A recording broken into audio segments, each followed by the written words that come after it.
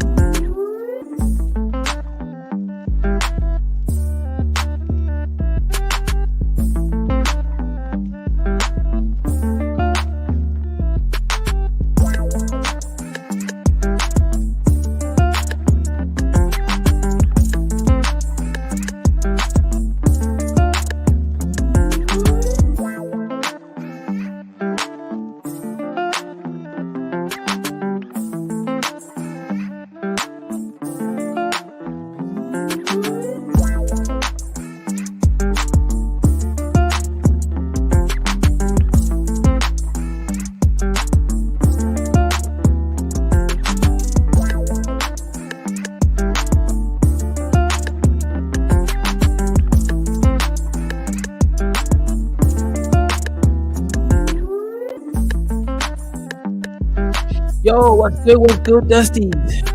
Shalom. Make sure you like this button as you come through. Make sure you support Black or African media so that you're out here doing your best to spread the word of Kaiser, right? So, great news, man. Or, maybe not so much for some Somalis online, especially TikTok Somalis, right? I would have shared the videos, but, people don't speak Somali here. But I can translate what I've been checking all over TikTok. A lot of people who are abroad, people in Minnesota, people in the UK, all these people, most of them, young men, have been livid about this situation. They're basically saying that Somalia joining the East African community is basically Somalia joining Bantustan, right? And they're going to lose their Cushitic identity and by being ruled by a bunch of Bantus. And that's what I've been seeing all over TikTok. These are people who are abroad, people who are not on the ground, right? So what are benefits of Somalia joining EAC? Both for the Somali community as well as for the Kenyans, the Rwandese, the Tanzanians, and everybody else in the East African bloc. That's what we're going to talk about, right? Is it a good thing, net positive? Personally, I think it is. I think this is a unification of a region, and that will create a lot of stability, jobs, and trade. This is what Africa needs, right? But, we will be discussing this, right? Not everybody is going to have the same opinions as me, and that's the whole point of these sort of discussions. So that's all. So don't worry guys, we'll be getting in, and making sure we get the diverse sets of opinions about what's going on. So anyway, what's good, people in the chat? We got Al.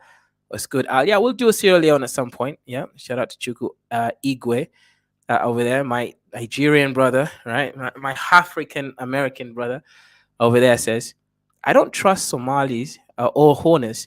They will act as a buffer class for the Arabs and bring Sharia law with them. Okay.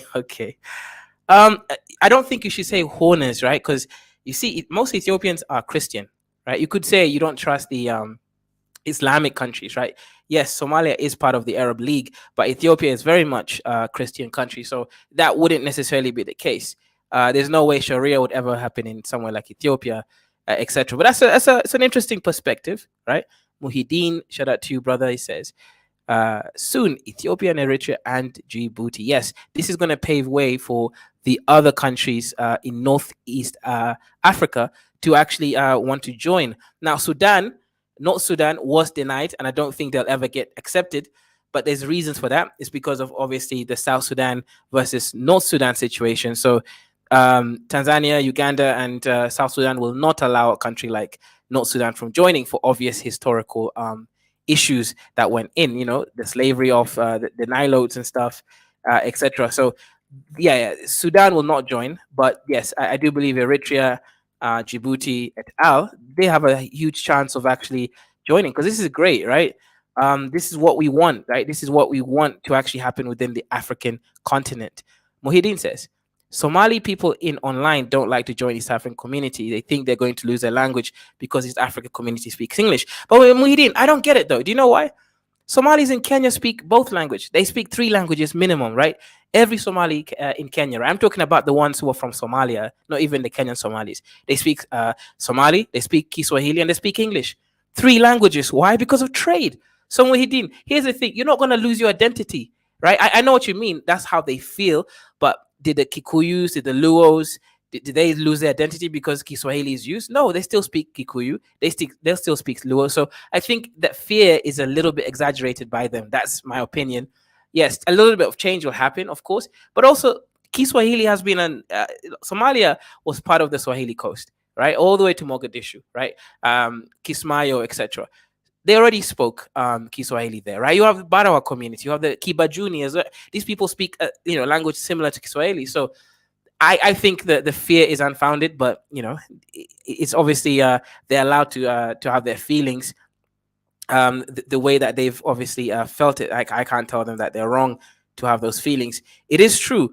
Change is difficult, right? Change, makes people, start considering many, many different stuff, right? So honestly, I'm not too against that sort of feeling anyways. Their opinion doesn't matter. What does the Somali business class think? That's a good point. That's a really good point. That's a really good point. Of course, they like it because this allows them trade.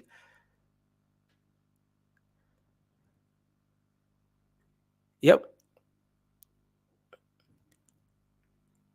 This is about trade, right? This is about trade. It's not about just that sort of class over there. 100% agree with you. 100%. I can't even disagree with that statement that you made over there, right? Middle class, the working class people are all, so the business class are always gonna be focused on actually. Anyways, let's go talk about the background first. Then we'll start analyzing if it's.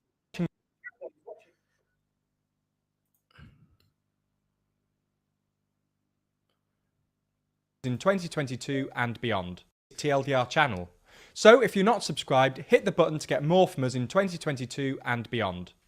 Anyway, in this video, we're going to be looking at the East African Federation, a proposed country composed of the 6 members of the East African community. And now, Somalis online are not necessarily wrong completely because they fear the creation of this country, the East African Federation. Now, I think it's a good country, but basically that's what they're fearing. They're fearing a country with 300 million people, and 200 million of them are Bantus or something, right? And that they're afraid of their culture, right? Integration.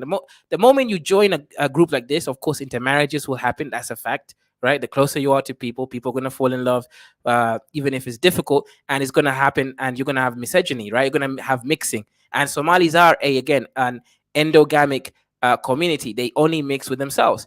For the most part. So there is a real fear here that the East African community, which is a trading bloc, it's a political bloc, is going to form this country, which is the East African Federation. Now, of course, to the other East Africans, this is great news. This is what they want. But Somali wants to be part of the EAC without having to lose themselves by now being part of this proposed country called the East African Federation. So let's talk about it. What are the benefits? What are some of the consequences? What are the damages? How is it going to affect the East African community and then also the Somalis, right? And is this paving a way for Ethiopia? Because at some point, Ethiopia is a strong country. Its economy is the fastest rising. In the next 6 years, if they don't have wars, they're projected to be one of the largest economies in the whole continent of Africa. I'm talking about Nigeria, South Africa, Egypt level, right? Because they got 120 million people. So, of course, they can leverage that. So what this means is this, right?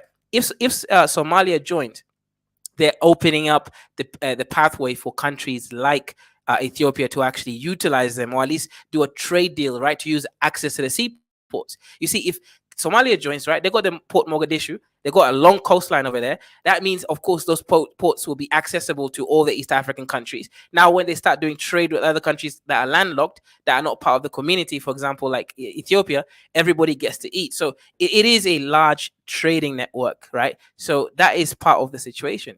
What's good, Jar? The Horn says the Swahili speakers are in extreme minority that are relatively recent migrants to Barawa. Okay. The new Swahili DNA paper reveals that the origins of the Swahili city-states happened by the way of Persian men sleeping with Bantu women. Lol. Kirked as okay. Fair enough. And possibly the Democratic Republic of Congo, that would be one of the largest countries in the world and a contender for the first African superpower. The East African Federation would be a new country made of Tanzania, Kenya, Uganda, Rwanda, Burundi, and South Sudan, the 6 current members of the East African Community, otherwise known as the EAC. Although it would be pretty poor to begin with, the EAF would have the potential to be Africa's. Yeah, so when he said it will be pretty poor to begin with, what he's referring to is the GDP per capita. Obviously, the GDP is going to be extremely high, right? You're immersing a lot of countries, right? But in terms of GDP per capita, you do have, it's not going to be as high as it could be. So that's why he started off with it's going to be pretty poor. He's talking about perhaps the typical living standards of average people, right? He's not talking about the projected power, which is based on how much domestic production occurs yearly, right? So just wanted to make sure we are all on the same page on this one here. First superpower in the relatively near future. With a population of around 195 million people, the EAF would be the second most populous country. Oh, no. See, this is an old video. It's like a couple years old. So we're going to make some corrections as we go along, right? So we already have a new country. I believe it's like 8 countries now, right? East African Community population. We can fact check things to make sure. Yeah, it's 325 million people. 325 million people, right? Because Congo did join, right? Somalia has now joined. It's over 325 million people, right? So that's a huge country there already, right? That already beats Nigeria, right? That beats Egypt. That beats all these powerful countries. And of course, as you stabilize trade, right, between all these nations, and you control, there's no reason why East African Federation will not be the richest country in Africa, right? Perhaps even richer than many other countries around the world, right? That's a huge trading market, right? Each one of those people is producing something, adding value to the economy, right? In Africa, after Nigeria, and the 8th most populous country in the whole world. It would have a landmass of around 2.5 million square kilometers, the largest in Africa, and the 10th largest in square kilometers. Yeah, so if you look at this map, right, it's not including Democratic Republic of Congo. So DRC is already an official member. So that means let's count it, right? South Sudan is 1, Kenya 2, Uganda 3, Tanzania 4, Burundi and Rwanda 5 and 6. DRC is also part of it. That's why the population is literally gone up to 325 million. And then Somalia is also now part of it. So that's actually really 350 million, right? Assuming Somalia is like 18 million people in the country, right? So it's actually over 350 million people. So this country proposed is going to be the largest country by far, way bigger than Nigeria by a lot, right? The largest in Africa and the 10th largest in the world.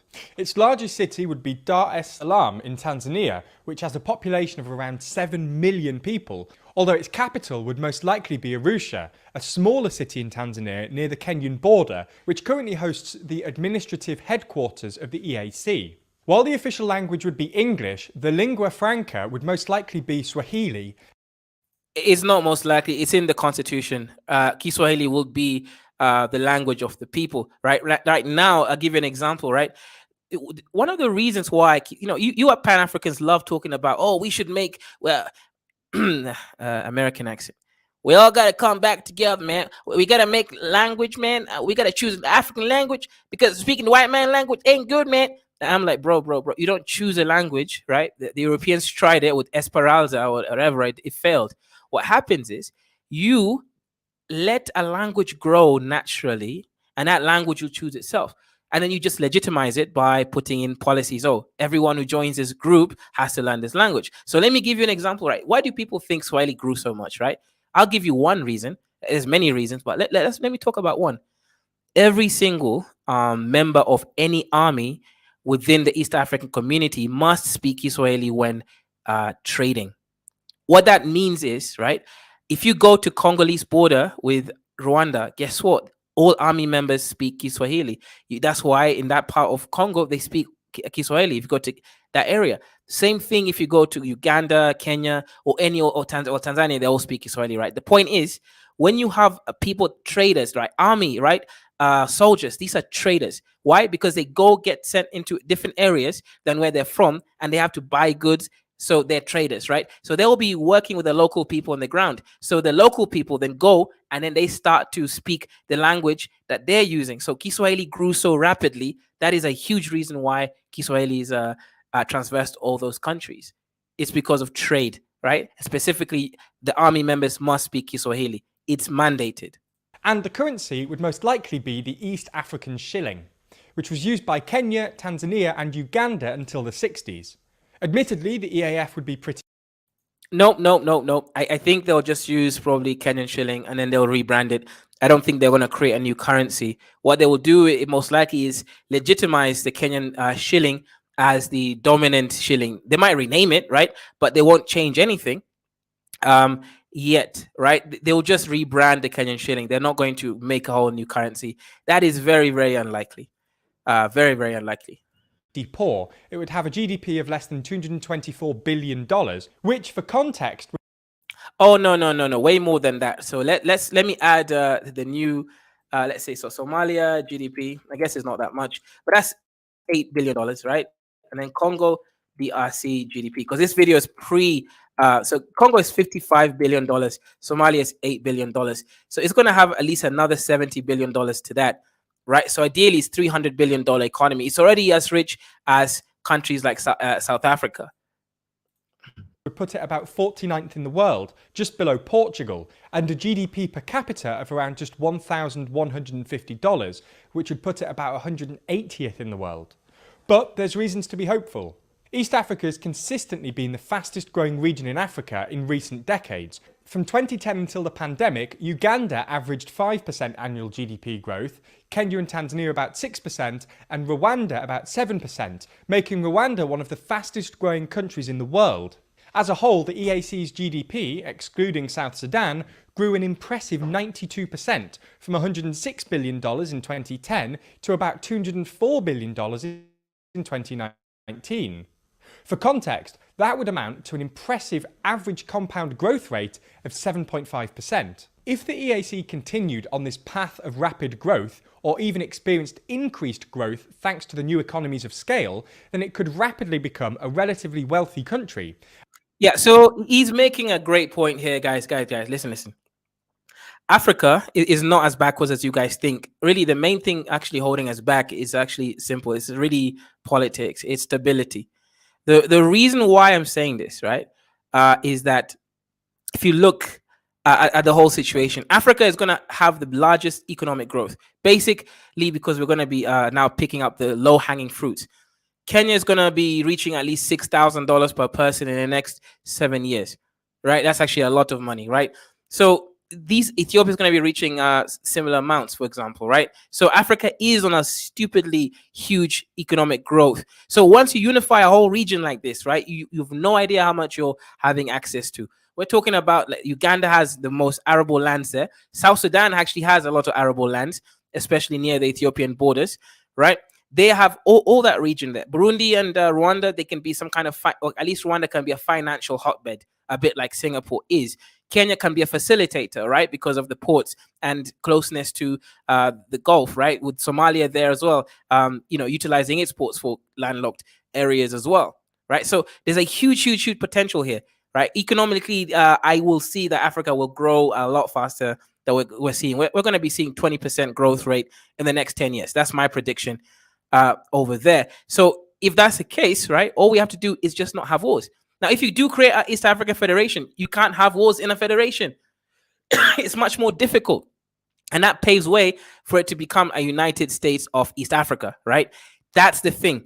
Because all these things, all these countries here will feel the issues of force of being excluded from a trading bloc, right? So this is a huge strategic country right now, with Somalia opening up the pathways for so-called Horn African countries like Eritrea and Djibouti to join. I know Ethiopia won't join it directly. Ethiopia might just become part of the East African community, but it will never become part of the East African Federation because of its own, obviously, main character energy. So this, though, guys, as I'm saying, right, in Africa, I'm predicting, right, next 10 years, we're going to start seeing 20% growth rates in some key select African countries. And this is an example of something which, as growth is already kind of coming through, is going to start seeing a lot of effects. And also, here's the thing, right? Now, people come against Ruto, but Ruto has some good benefits, right? The previous president, Uhuru Kenyatta, he was cool, right? But he didn't have good relationship with the Somalis, right? Ruto, perhaps because if genetically he's Kalenjin, and that's a very similar tribe to them.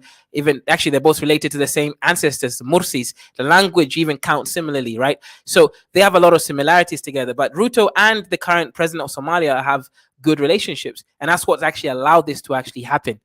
And this definitely paves a huge path towards a peace in Africa in general, right? So yeah, there's just something to be said about this, anyways. Just in terms of forget the great stuff, but even the basic stuff, right? Peace, stability, right? Now IGAD is a group within the Horn of Africa, right? IGAD, it's almost like an EAC, but this one is like it's called International Authority on Development, right? It's called IGAD, right? It's for mostly it's actually East African, right? It's Horn African. So countries that are part of it, you can already kind of you already know which countries are part of it, right? Over there, right? It's Djibouti, Eritrea, Ethiopia, Kenya, Somalia, South Sudan, and Uganda. Those are the members of IGAD, right? I'll repeat that: Djibouti, Eritrea, Ethiopia, Kenya, Somalia, South Sudan, Sudan, and Uganda, right? It's for strategic regional integration, preventing large scale famines and controlling the environment, just putting in strategies, for example, growing trees or greens in order to prevent desertification, etc. So it is a real thing. And I think when you now start showing real stuff, Africa might change. Anyway, let's go ahead and read. Somalia didn't join the EAF. Yes, the Horn. We know Somalia has not joined the EAF because the EAF doesn't exist, right? They only joined the economic bloc that is EAC. I think you should learn to understand and comprehend what I'm saying, right? The EAF doesn't even exist yet, right? It's not a country yet, the Horn. You understand that, right? I'm talking about what will happen. Should have kept it within the Great Lakes countries that all speak Swahili. Flexout says, even if Somalia only stays in EAC and doesn't enter EAF, then it can have massive economic benefits. This is a potential shortcut for the economy. Yeah. It's a massive shortcut, right? Because it really does literally, for example, like look, Flexed Up, right? They have access to a really, really large coastline with a lot of offshore oil and also gas, right? So once they join EAC and they start doing trade, that means they can actually get a loan from the EAC bank, right? Or the EAF, doesn't really matter, right? Bank, and then they can use that to build and invest in oil extraction. So this is actually going to be a great way for them to actually now have access to borrowing a lot of money within their block, so that they can then invest in again East African owned oil rig exploration and extraction. Like what Norway did, right? And remember, Norway is a small country. This is a whole block that will have access to billions of dollars. If they do that, right? So they already have countries like, as I mentioned before, Uganda has oil, Tanzania has oil. Now, Somalia also has oil. So if they all come together and they have that big block, the bank will be there. There'll be billions of dollars that they can leverage to go and invest in being in control on specific infrastructure. For example, learning and actually building an oil exploration and oil extraction company, etc. And then they can export it all around Africa and then obviously the West. So this definitely is not a small thing. Chukwuge says Nigeria will have a population of 1 billion by 2100. The giant of Africa will only get bigger. Simon says after Afghanistan, Ruto and Museveni couldn't at least wait until Al Shabaab was defeated or long term peace between Somalia and Somaliland. Zulia says if that happens, it will be the biggest. Oh my God. Okay, interesting. And it's not impossible to imagine it being Africa's next superpower. Now, this might sound like a wild idea. Those of you who know anything about African history will know that drawing appropriate borders in Africa is, to put it lightly, a bit difficult. But these countries, and especially Kenya, Uganda and Tanzania, have been cooperating with one another for the best part of 100 years. The three countries were united as Britain's East African colony in 1919, when the East African Currency Board was introduced.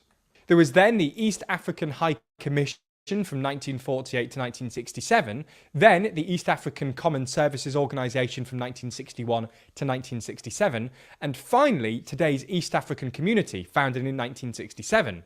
At the time, the EAC was basically a customs and currency union. The three countries all used the East African shilling and set the same external tariffs. Things went Yeah, imagine if that continued, right?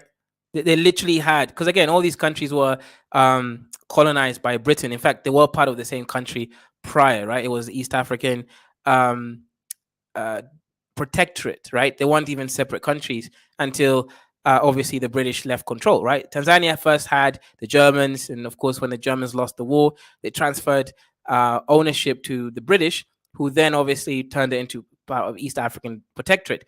Now, since they had that East African shilling, right? Obviously, the Ugandan shilling went to shit. Tanzanian shilling went to shit. Kenyan shilling was pretty good for a long time. Now it's finally slowly going to shit, right? Because just 4 years ago, 100 shillings was $1, which is great. Right now, 150 shillings is $1. So that is a huge loss, right? But the other shillings is like $1 is like 2,800 shillings. So you can see that the other currencies devalued so much. If they were maintained by using this one currency, they could have leveraged so much over there. And that's unfortunately where they went wrong. They didn't have to unify that time, but they could have at least maintained the same currency. Well for the first 10 years or so, but the EAC unfortunately collapsed in 1977 thanks to diverging political systems. There was a dictatorship under...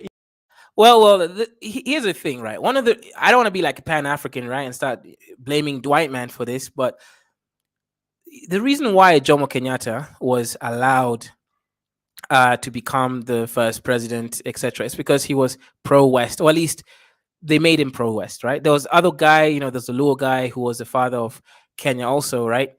Now he was far more similar to, I guess, the Mwalimu Nyerere from Tanzania, which is, he was a commie.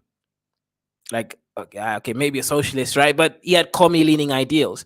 So, of course, America got involved, Britain got involved, and that's how, obviously, the disbanding of these areas. And that's why the British even allowed someone like Idi Amin to take control, because Uganda had so many coups, bro. Uganda has literally had a coup every other day, right? Some president was only president for like 2 days. So Uganda just kept having coups and coups. So the British allowed Idi Amin and even supported him for the longest time, because although he was who he was capitalist, right? Minus kicking out the Indians, but still believed in capitalism.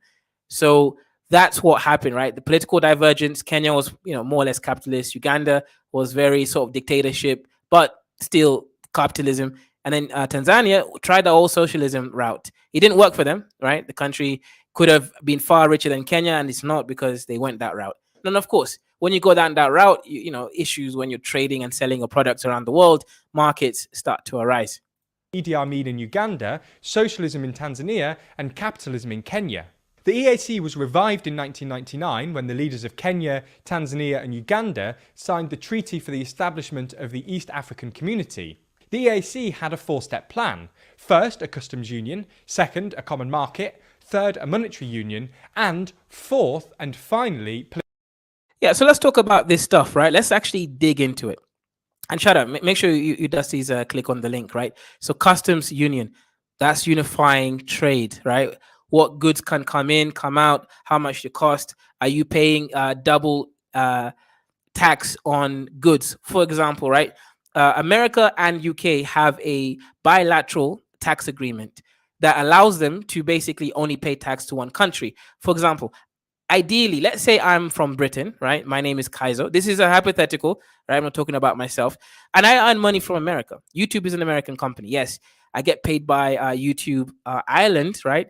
But YouTube is an American company. So I actually earn American dollars, right? Not just American, but around the world. But let's say American dollars comes into my bank in Britain.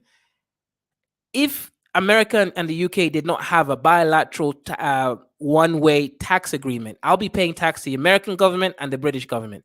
As it stands, this hypothetical situation, Kaiser only pays tax to the UK. So that allows you to basically have a better access to your money. As things stand in Africa, almost no country in Africa have any functional bilateral agreement that allows for one-party tax one-way system, right? It doesn't really work. EAC, I've drawn it out, and that's what they're trying to do. But in general, most African countries pay double tax. That's why goods are so expensive. So a customs union, that's great. Common market, obviously, because you're unifying several countries, great. Monetary union, right? This is the biggest one. If you can leverage a huge currency against the dollar, that will give you more loaning potential. You also have far more quantitative easing because you're dealing with a much larger economy of scale. So when stuff starts going wrong, it will take much longer for it to go completely bad. And of course, political federation, this is talking about legal systems and all that kind of stuff. Where do they stand? Which countries do they join, etc. Vote for example, let's say you are in a United Nations vote. The EAC will go and agree on something together, right? Ideally, this is what happens especially when they become EAF. They would agree on how to vote, and then when they go there, they then vote in a unison. So now it actually gives you leverage because you now have guaranteed voting direction from several different member states of United Nations, which does actually impact things. Political federation. In 2005, the three countries agreed on the first step, a customs union. In 2007, Rwanda and Burundi joined the treaty, and in 2010, these 5 countries agreed on a plan for a common market with a free trade area and harmonised regulation, although there's still some way to go here, largely because countries are wary of imports undercutting local businesses. Yeah, that's a big one. So let me give you some basic ones, right? In Kenya, things are way, way, way more. It's the most expensive country in East African community, right? For obvious reasons. So people actually go to crossing the side in Busia, right? From Busia, Kenya to Busia, Uganda, just to get cheaper oil, fuels, right? Because different country regulates different products differently, right? There's always some government putting more money in this sector because the economy isn't good in the other sector. So what Kenyans do sometimes, truck drivers, like long distance truck drivers, they go buy loads of fuel from Uganda and then come back to work in Kenya or vice versa, because it allows them an easy access to that. So the issue is with African countries, they're worried about undercutting, right? Oh, what if prices are more cheaper here? Will people not just go buy everything there then sell it here? But to be honest, at the end of the day, when you have a free market, everything equalizes itself for the better, right? That's generally how liquidity happens. For example, let me give you a very simple example. When I try to go buy stuff on the streets in Africa, you're going to get varying prices because everyone is adding on their own profit, sometimes 200%, whatever it is, and you haggle back and forth. But if you go check the prices online, then you know exactly how much the product is worth with the profit already taken. Then you can now basically haggle much better. So online market, the common online unified market basically made prices cheaper. For example, Kenya has locked out Ugandan milk, timber, sugar, and maize because it would undercut Kenyan farmers. South Sudan applied for membership. Yeah, that's not so true anymore, right? That wasn't even a real policy, right? Kenya does actually get a lot of those things from Uganda, so that isn't completely correct. But there was a lot of fear about that because, again, Ugandan products are cheaper. Ugandans are much better, farmers. They're much more productive. Their land is basically more productive as well, right? They have much better soil than us. And a lot of our soil is actually growing cash crops anyways to get the dollars in. So they are actually a real agricultural country for food use. In July 2011, the same month it formally gained independence from the Republic of Sudan. and its application was approved in March 2016. The Republic of Sudan also applied to join in 2011, but its application was rejected thanks to its poor relations with both South Sudan and Uganda. Anyway, when it comes to the monetary union, which would essentially involve these 6 countries all using the same currency, there's been some progress. 8 countries. But there's still a way to go yet. In 2013, every country in the EAC, apart from South Sudan, agreed to progressively converge their currencies by harmonising monetary and fiscal policies. And Kenya, Uganda, Tanzania, and Rwanda. You know, all they have to do is kind of interesting. All they got to do is just create a cryptocurrency called the East African dollar or whatever it is, right? Then they use that as a way to actually do exchange rates. Because as it stands, they're using dollar to exchange rates. And that is annoying. Right? Until they actually at least stop using, again, I'm not saying, guys, I'm not making the argument some of you are actually thinking I'm making, right? Let me be very specific. I'm not saying that they need to stop using dollar right now. That will happen when the time is right. What I'm saying is they need to stop using the dollar as an intermediary currency. Right now, if I want to go and get Ugandan shillings, I cannot exchange my Kenyan shillings directly for Ugandan shillings.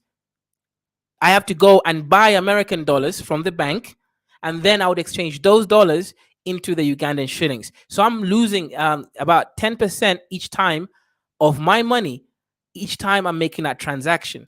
So at the very minimum, what these guys should do is just make a simple cryptocurrency that they've controlled themselves, and then they use that as a price setter. So you're no longer going out there and then buying dollars first, losing money in that transaction so that you can exchange into the shillings. That's really the issue there. Right, so that has to, at the very minimum, that has to go away immediately. Now present their budget simultaneously every June. Unfortunately, a currency union still looks difficult, given that A, each country still has its own unique currency, and B, each currency has experienced wildly different exchange rate functions, which means convergence will be difficult. Anyway, on to the last bit, a political federation. 8 the number of partner states in the East African community after it was inducted during the 23rd Ordinary Summit of the Heads of State held in Arusha.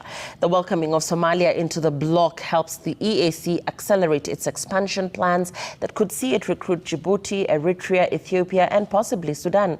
Victoria Rubadiri with more.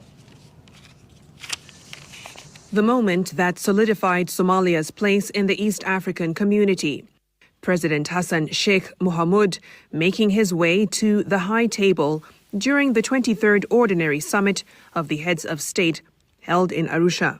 Our journey to this day has been one of resilience, perseverance, and enduring belief in the power of regional unity and cooperation.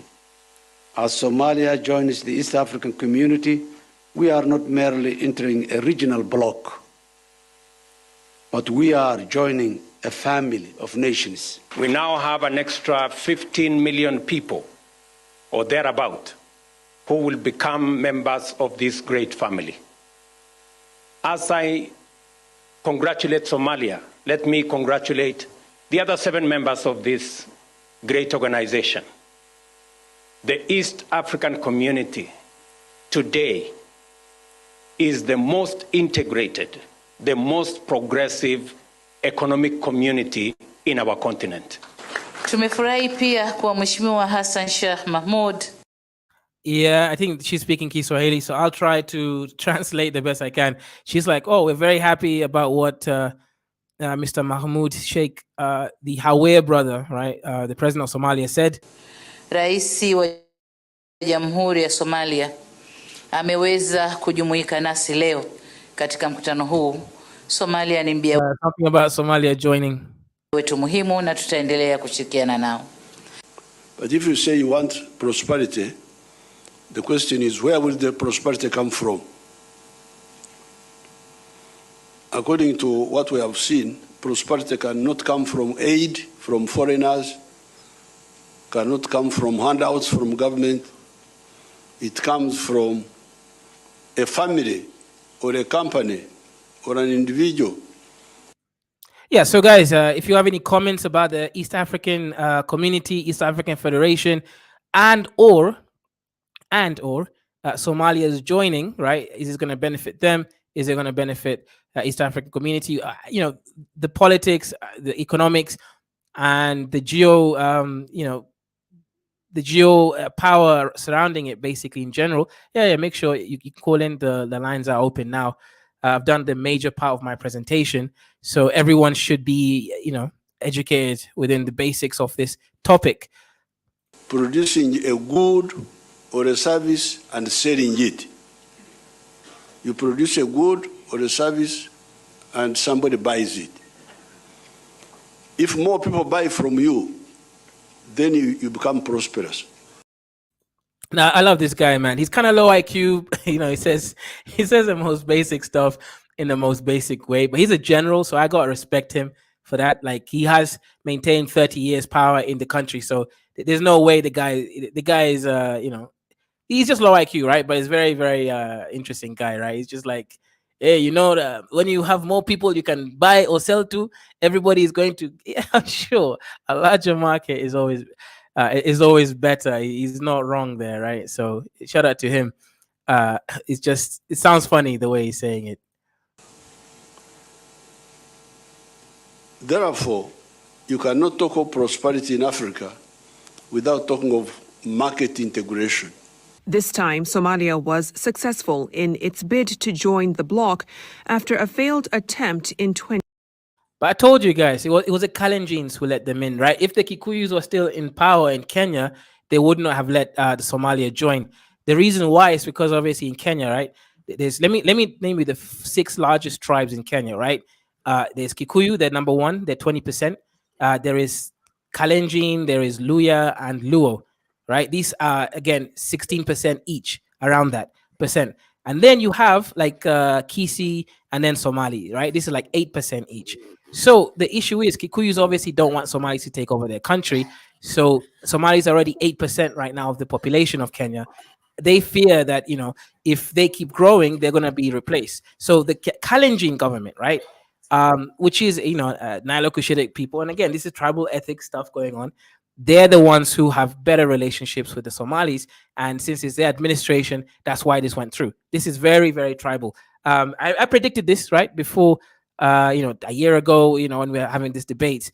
Africa really is a very tribal place. But anyways, let me just finish this part and then we'll open it up to the panelists. 2012. Back then, internal conflict with militant group Al-Shabaab and an unstable legal and political environment were the main reasons it was barred from joining. Somalia's inclusion in the EAC brings over 3,000 kilometers of coastline, the longest in mainland Africa, into the bloc that partner states see as a huge boost to trade to the Middle East and beyond.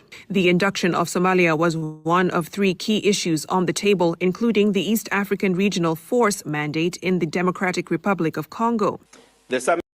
Yeah, so they've been doing a lot of stuff. The whole Congo stuff, maybe it's like trying to show power. Right now also, the contract between the peacekeeping force units in Congo has expired. And the Congolese people do not want to renew it. So right now, the East African peace keeping force, right, is actually what's going to help the Congolese people reach the next stage of their freedom. So East Africa is actually trying, right? Right now, they're putting in the moves, right? They're trying to be geopolitically relevant by peace. Just a simple fact that there's peace within all those countries. There's no war, right, between any of the countries that are member states. It's already a great achievement for Africa, specifically for Africa, but this opens up doors and potential for furthermore.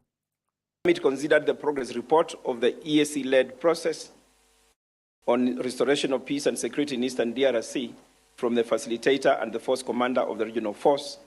1, noted the DRC will not extend the mandate of the EAC regional force beyond 8 December 2023. But directed that the CDFs of EAC and the SADC and DRC to meet before 8th December 2023. The regional bloc established the peacekeeping force to create a buffer between the government forces and M23 rebel group in the east of DRC. In the DRC, we're having... Yeah, so we got a couple of new panelists. We've got Kidola, We've got our brother Al over there, and also we got the almighty Bantu over there. So yeah, go ahead, Kidola. What's your thoughts on the conversation? Start from anywhere else you want, and then we'll move around the panel and see where we get to.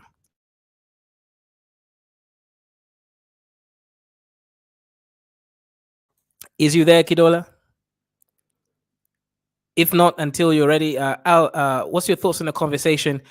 Somalia is official. I predicted this based on tribal logic and other stuff. Do you think it's good for the Somalia? Is it good for Kenya, East Africa? What's the thoughts around the geopolitics?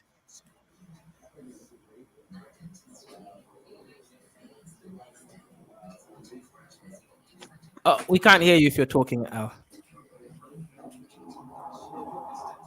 I think his mic got a problem. Yeah, his mic might have a problem or something. So yeah, Jude, you can start, then we'll go around. I think Kidola's eating, and then Al is using a $5 microphone. Can you hear me, Kaiser? Oh, okay. Oh, never Yeah. mind. Can you hear me now? Is that better? Yeah, we can hear you now. We can hear you. Yeah. Sorry, I was outside and I was speaking to you on the Bluetooth, which is miles away. But yeah, it's a good thing for I think it's a good thing for peace. That's the number one. If anything, you can achieve peace in the region because Somalia has been at war for too long, and also with Congo, in terms of having the East African contingent in their country to help them, get rid of all this foreign involvement in their minerals and stuff like that. I'm actually quite disappointed Congo did not join, West Africa, but they actually went to you guys. So I got beef with you, you know what I mean? I got beef with East Africa right now.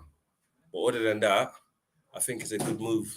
Let me hear what the intellectuals got to say. Okay, so All right. go ahead, Jude. Oh yes. Let me thank Al for cutting it short, but I'll go deeper into what is going on. I actually saw why Somalia joined the East African bloc. This is the thing, right? A few days ago, I heard that Ethiopia was at the edge of capturing or invading most of these countries at the coast that have access to the ocean, right, or Mediterranean Sea, and probably the Indian, or to have a piece of of this part of the world, so they can actually have access to the sea to ship their stuff, so it's gonna be easy for them. So it seems like because of these, other countries are now scared. Countries like Eritrea, Djibouti, and Somalia, they are now scared that Ethiopia might invade them and get that piece of land that could actually lead them to the sea. And this is the thing. That is I think that is one of the reasons that they joined. But another thing that I think joining the East bloc is gonna have there's so much problems that is gonna be involved. Somalia is not stable.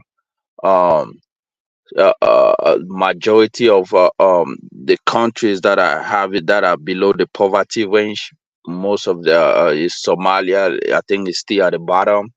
And if you have a community block, like the East Community Block, where you have Kenya, you have Tanzania, you have Rwanda, these countries are a little bit stepped up. Now it's gonna be a lot of problems because now, I mean, because this leads to open borders, right? If you have an economic block, it leads to open borders, it leads to a lot of things.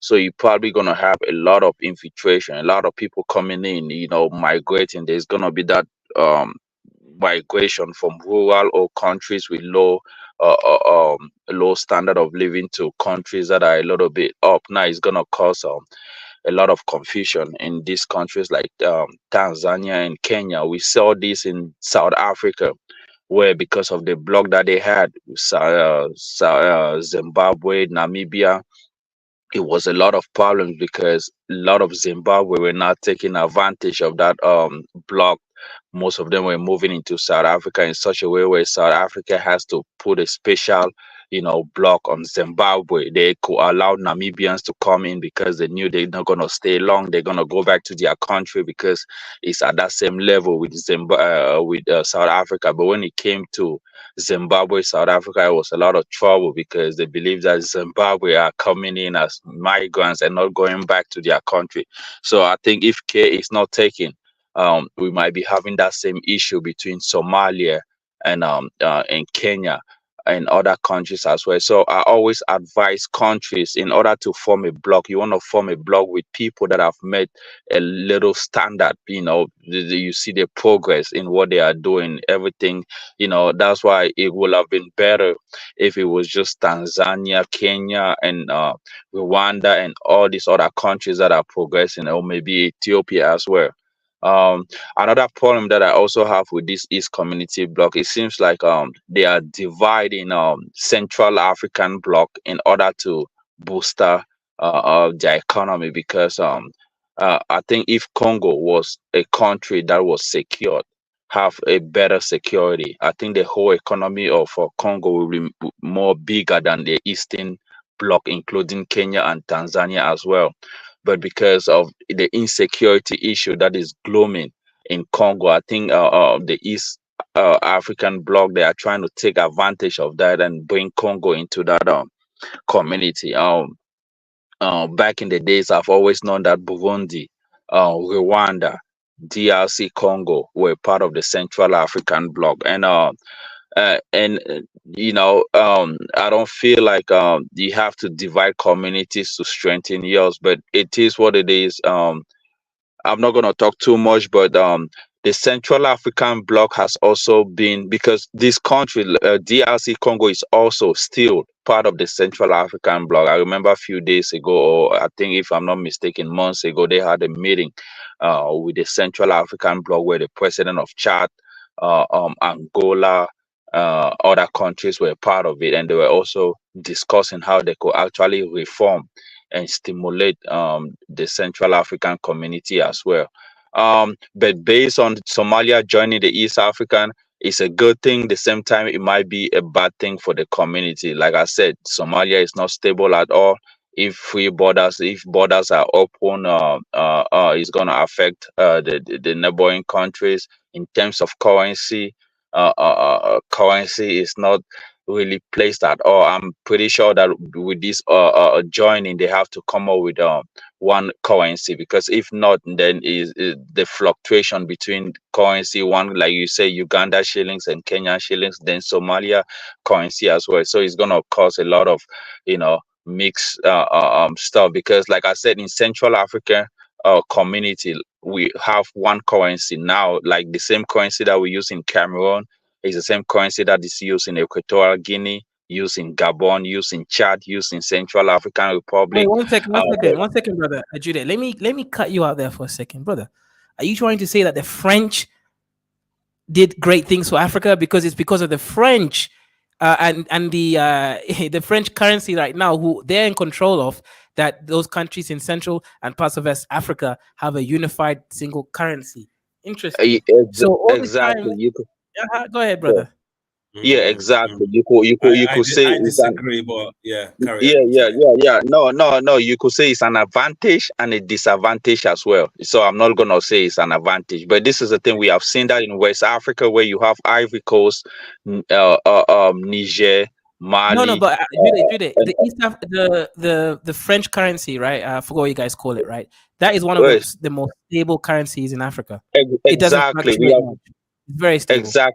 Exactly. Like as we speak right now, the currency of Nigeria, Naira, has even far dropped. The one CFA, that's why I tell you, Nigerians are now running into Cameroon to get the Cameroonian franc CFA, so they can actually boost their economy, right? Because 1,000 CFA in Nigeria is almost like 3,000 Naira. So everything is like, it's a huge money right now. So like I said, I mean, it's an advantage, because if I'm traveling to Central African Republic, or I'm traveling to Equatorial Guinea or Gabon, I don't have any reason changing my currency, because it's the same currency, right? It makes travel easy. It makes business easy as well, despite the fact that we are not taking advantages of this, but it makes things easy. I don't have to change it into dollar. I don't have to do this. I don't have, it's the same kind of economy that you experience. So Congo, DRC Congo was supposed to be part of it, but they also have their own French franc, which is like is like what the Belgium use, but it's the same like but the ones that we use is more higher than the DRC Congo franc. So I wish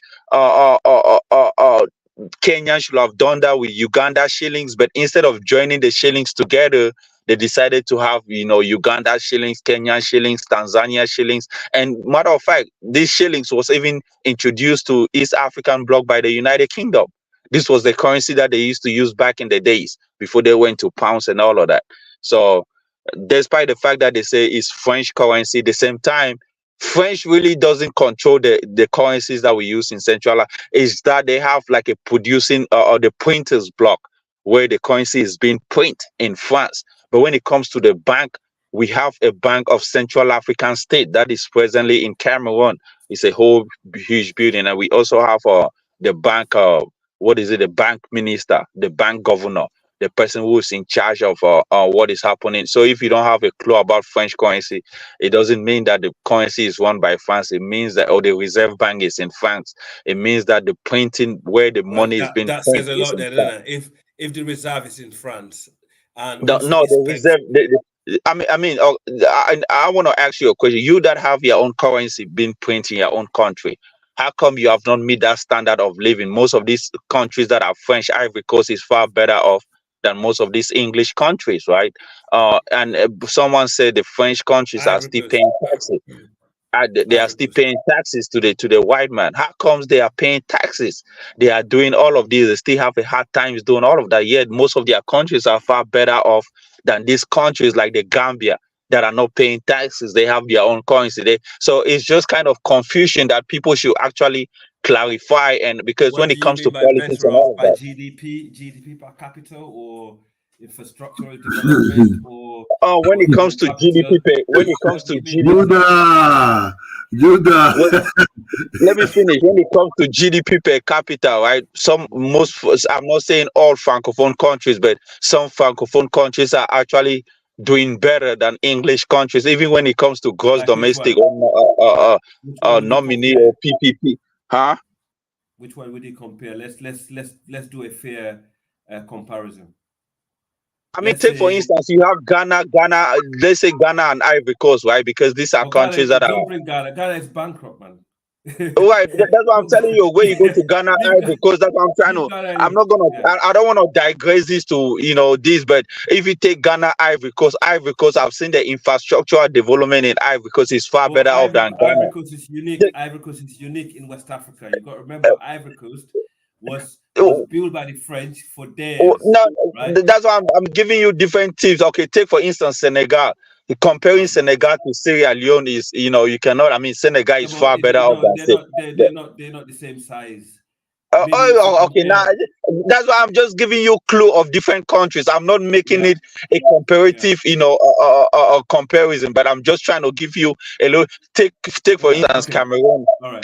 Take for instance Cameroon and probably Liberia or Cameroon and other English or Malawi or Yeah. Cameroon and I Do you mean. know Gambia? Maybe Gambia currency to like Dalasi to the because Dalasi is what they use in Gambia to, let me say, Benin Republic, which is a small country. Yeah, Yeah, even Benin Republic right now is I've seen infrastructural development in Benin Republic. The new president that they have, I think it's far better off than the Gambia.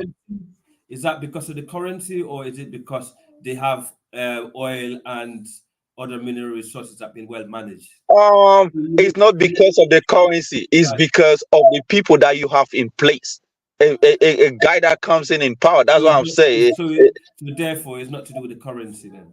It's nothing to do with the currency. So when they say, "Oh, Okay, your all right, currency okay. is in this," No, I have my own carry on. Okay, currency. I think you Yeah. answered So my when you question. say Carry on.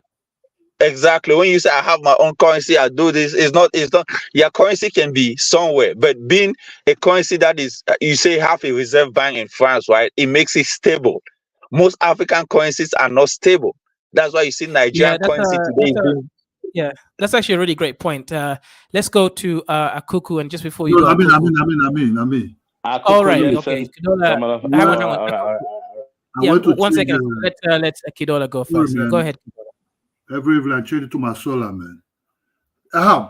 Judah, you see, that does not mean the French peg you put money to the euro because they have a lot of investment in your country and they don't want your country to go bankrupt. So most Francophone countries have a limit of spending also. So they're not really dependent in their own currency or in their own spending. So everything is being controlled by the French. How you spend, how much you spend, how much you're allowed to borrow.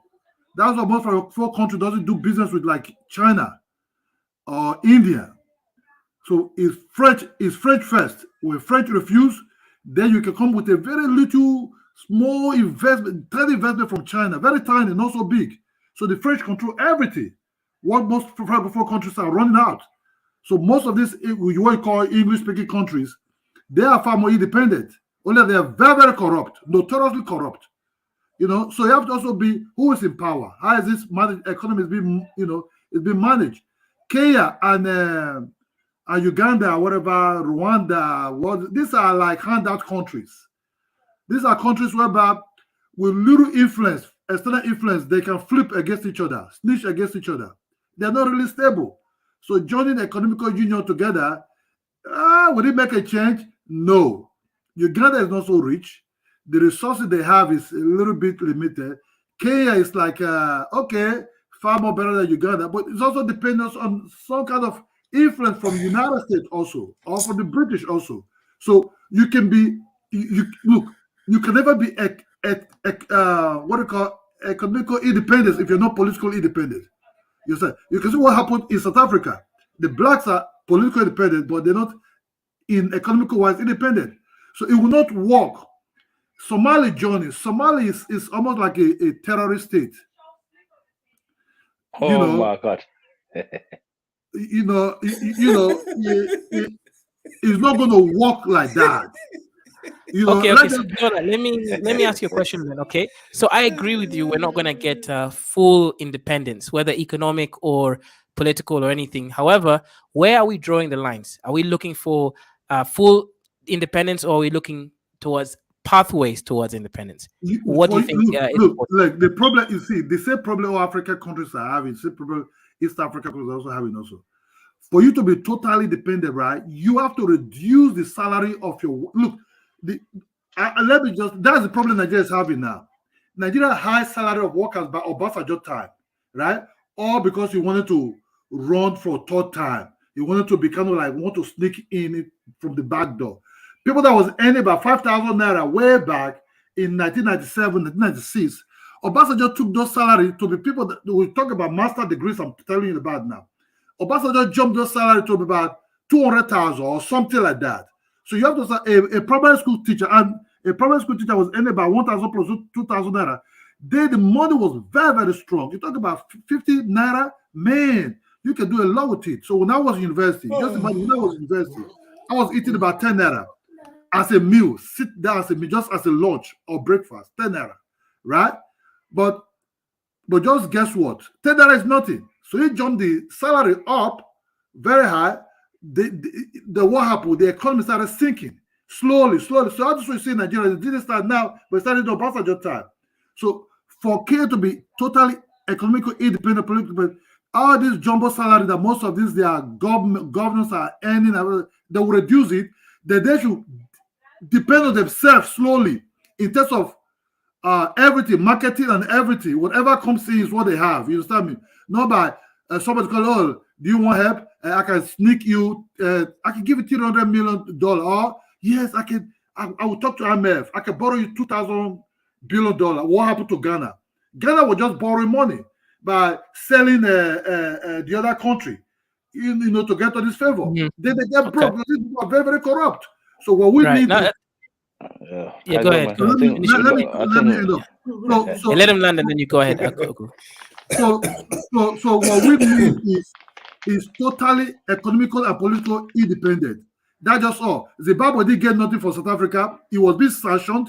South Africa never really do good business with Zimbabwe for the economy to get power, to get bullets on it. What they do, they were just slowly doing petty business that did do nothing. That just all. Okay, shout out to you and thank you very much for your entry. I will come back to you a little bit. So, Kuku, Nyaje and Dugu, Ukwaje. Yeah, hello, how you doing, mate? You all right? Yeah. Shout out to the guy. Sorry, bro, I lost half of the thoughts of what you said. And yeah, bro, like I've been listening into TikTok recently, and I've come across a lot of Somalis saying that, this current prime minister or president, as they call it, yeah. Well, the Hawaii guy. Us out. Hawaii, bro, this thief, this thieving, okay, and American citizen, from America, yeah. Somali people have been saying this for a long time, I have even warned them, before the election. I said this guy was a president before this. He lost the election to Farmajo. Then he comes back. It don't make sense. You have to understand this, Prof. Yeah, Kenya and so-called countries like Kenya and these countries are full of backed up allies by America. If America tell Kenya jump, Kenya will say how high. You cannot trust Kenya and Somalia. Let's be honest, Kaizo. Right now, look what look what Uhuru Kenyatta is doing. No, Uhuru Kenyatta done. William Ruto is doing. They're literally selling our democracy and our self-sovereignty to America. And what's up, America? Imagine this, Somalia is the only nation in Africa, yeah, where you have a fully geared military person in the mine, digging out of the mine. You know what I'm saying? Where have you ever seen a France military trooper, American Navy, a British fucking this and that? Military personnel are in Somalia in the mines. You've never seen that, And this is where the problem is, So as soon as, like I've said to many people, the funniest part is as soon as this president became president, America signed an agreement in Somalia. We have a military base in Somalia. So you must understand this, bro. Like now with Killian, now, bro, like how are we going to develop us as a nation when now we have to start paying East African tax, or we have to think as a unit and, as a federation or whatever you call it. We cannot afford to do this. Maybe in the next 50 years, we might consider this. But right now, bro, it's like you know what I'm saying, bro? It's like a kid who start walking. You cannot say to them, you know what, join this gang. You know what I'm saying? Everything you bring, you have to bring to this group. We have to eat. We don't see your money. You know what I'm saying? We don't see your proceeds of your tax money, to Kenya coming in, building schools, building stadium, this and that. Imagine now you will have Somali taxpayers' money going into Kenya economy. That wouldn't make sense, right? Which is already happened already, with so many Somali people investing into it have boomed up Kenya, right? So yeah, I think that's the problem is we cannot afford to use Somali money into a nation, as a federation. We cannot start thinking as a group at the moment. We can't afford to do that, bro. We so much. Yeah, so thank you very much, Wolalo. Right, you made an interesting point, and the point is like, okay, Somalia is just right now beginning to walk, right, and they can't run yet. So if right now it looks like they're running into corruption, money laundering as well. So someone made an interesting point, and this is actually okay. This is just my opinion, but anyways, someone did say that Kenya is one of the biggest money laundering countries. But guys, I won't say that that's a bad thing, right? Many countries in the world, Cayman Islands, Ireland, all these are money laundering countries, right? Why? Because they make it easy for businesses to thrive, whether so-called legit or illegit. Yeah, Kenya would not have grown as much, especially Nairobi, without the Somali parrot money, right? And that money had to go somewhere. So I believe that's Pan-Africanism, right? But I will say this, Akuku, or Asgei, or whatever you call it yourself, or is it Abdi? Right? It's probably Abdi, man. But anyways, Abdi, right? The point here is, what about the people in Kenya right now, right? So this means that Somalis in Kenya will not be threatened anymore, because now, legally speaking, they'll actually be allowed to be in Kenya without a visa. Because people don't realize what this means. This means every Somali who's in Kenya is legally allowed to be there. You no longer need a visa or pay off the police or anything. So what about the local domestic Somalis in East Africa, in Uganda, in Rwanda, and in Kenya and Tanzania doing business? That means they're all legalized right now. They just gotta get the official. All legalized, yes, document. but there's no more letter established on that in Italy. That's a great news. You know what I'm saying? Guys, is that the case though? The police. But hold on, yes. What we fear as Somali people, and you do hear this a lot. We have heard this a lot of time from the Kenyan people. It's like you guys are like, you're sex hungry, bro. You're sex driven to want to get with a Somali woman, So my problem is now when you have access into Somalia, Oh, you're so gonna you're go in jealous there of Big on Bad some Bantus no, creating Mohammed no, Kikuyu no. the third. Are you afraid, warrior, that they're gonna create No, Mohammed afraid, Kikuyu right? the third? I'm scared of that. These, Kenyan people start opening pubs in Somalia, drinking and trying to think, Somali women are like prostitutes in Kenya. You want to fuck every woman. You know how Kenyan are. They're the biggest drinker. Kenyan people on the weekend, they will drink the alcohol. Any woman they see, they want to get with. You know what I'm saying? Hey, what do they say, Kaizo? Chips ya kufunga. Take away chips. You know what I'm saying? Lakini Yeah, si tabia. We don't want unajua to hear tabia. Don't come with that tabia to us. lakini si Opening unajua up. asketi si unajua Tosca. Don't bring. We don't want Tosca in Kenya. We don't want Tosca in Kenya. wasichana wa Somalia already wanapenda pesa. Sasa hao Yeah, wanafumwanga ni kweli. ile kitu Lakini yao kwa au majerezi wanaingianga sana. Pesa tu ndio inaongea huku Kenya. Unajua? Okay, my problem. I'm just gonna have a point, very short point. How is Kenya gonna deal with Al Shabaab and the so-called American that said they're coming into Somalia in the name of fighting terrorism? No, you Kenya have been fighting terrorism. It doesn't look like that at the moment. It looks like you guys are funding terrorism and you're playing Counter-Strike with each other. You fund the other side, so it gives you a reason to stay there. And bro, this is what some of the tactics we have seen all over America. America, how many military soldiers have they created? We don't want to start mentioning people, such as Ice Cream, and I don't want to say the full name. All of these people, the Taliban, they have done this, You have to understand this, Prof. Yeah, how can you have and like 200 Land Cruiser brand new from the dealership into Somalia in the hands of pirates or Al Shabaab members? It don't make sense. That purchase has to be done with a credit card, right? It has to be delivered from abroad, right? Where is this leverage coming from? Yeah, right, but we bro? do know that these Well, we know you Kenyan, you number one corrupt. You know what I'm saying? You do anything for a bit of money. So, Yeah, but we do know, okay. So the Kenyan banks, they're not giving information, but we do know that these companies have actual banks operating from UAE. So if Kenya's involved, fair enough. But we do know that UAE is definitely involved. So you're telling me a country like Somalia, they would send a whole shipping container full of 200 cars, Land Cruiser, yeah? It doesn't work like that, Kaiser. These cars will be delivered into Kenya, and from Kenya will probably be driven into Somalia through the Somalia border. No, you're right. You're right. It is delivered through obviously Kenya. You're right. That's a good point. So the issue is corruption. Nobody's asking each other. No, hold on. Nobody's asking Kenya Revenue Authority revenue. Nobody and Basha Island, when they see a ship full of cars, a ship full of cars, yeah, destined to Somalia. Nobody cares. Yeah, isn't Somalia supposed to be a war-torn country? Don't they ask themselves who's got that money? Where's that check come from? What kind of account detail? Nobody. I thought Kenya are fighting terrorism. So that's my question, bro. Yeah, that's why I lie with this. Kenyans, you're proving to yourself you one of the most corrupt people on the planet, and sooner or later nobody's gonna trust what you're saying. Yeah? You're in our country, been in our country trying to fight terrorism since 2014. What have you done, bruv? Somali people have defeated this Al Shabaab by themselves, to be honest. Huh? Okay, so if okay, shout out to you. We'll come back to you in a second. Sorry, man. Okay, it's a good addition. Bring it like it's hot. Yeah. Okay. So, what's your thoughts on now? What Kidola and the brother just said right now. What the brother just said. I mean, he got more depth into it. It sounded like it, So it was a good thing that he came on because I think it made more sense. But the reality is, as you said earlier, under this agreement, is it like the ECOWAS where you have the similar passport and? So there is a passport called the East African passport. That gives you visa-free access to any. So last time I went to Rwanda, for example, I didn't need to use a visa or anything. You just go on the plane. You can just walk through the borders. So there is an actual passport.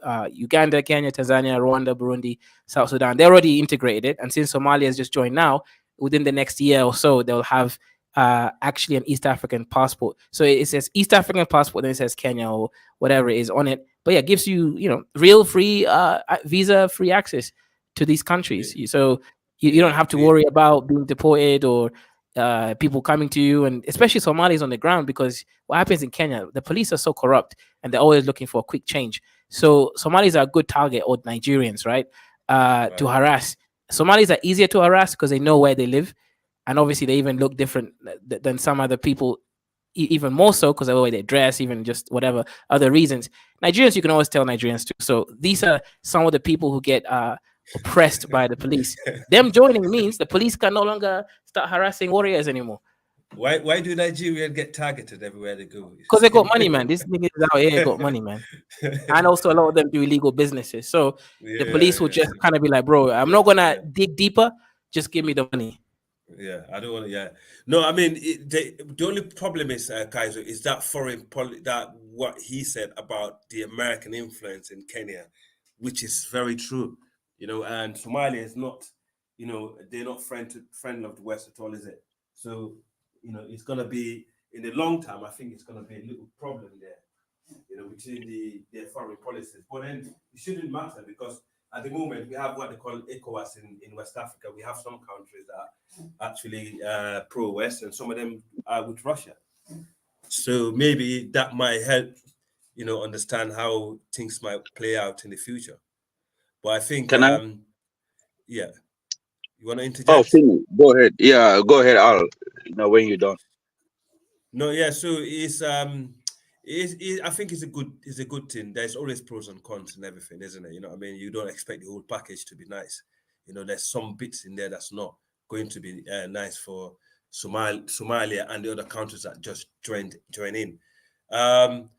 Mainly, I was here for the Salo show. If we can run it after this, anyway, Kaiser.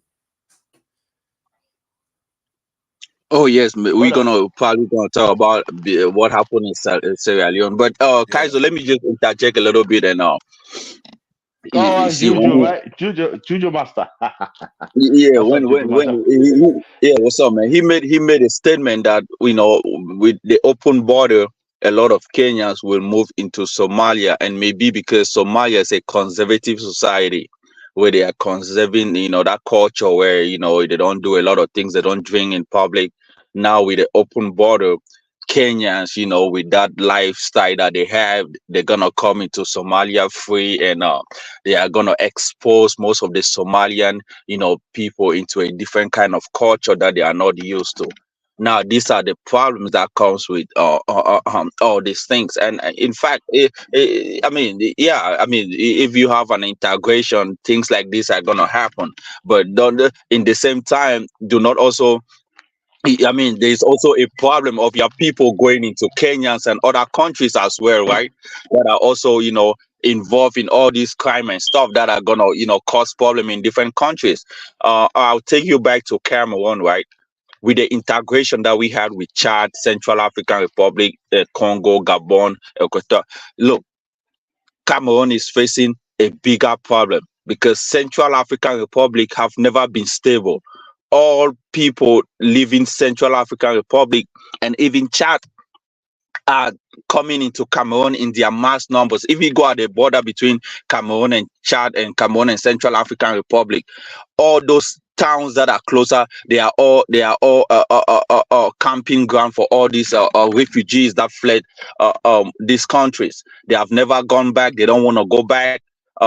They don't believe going back to where they come from. So the whole that area in Cameroon is porous, and that is a big issue where you have countries that are not stable to join a union. Now there's that open border and stuff, so everyone has access to come in, and that is one of the problems that Equatorial Guinea, as we speak today, shut down their border for all Central African countries. You know, they believe that they are far better off than these countries, despite the fact that they are in the same union.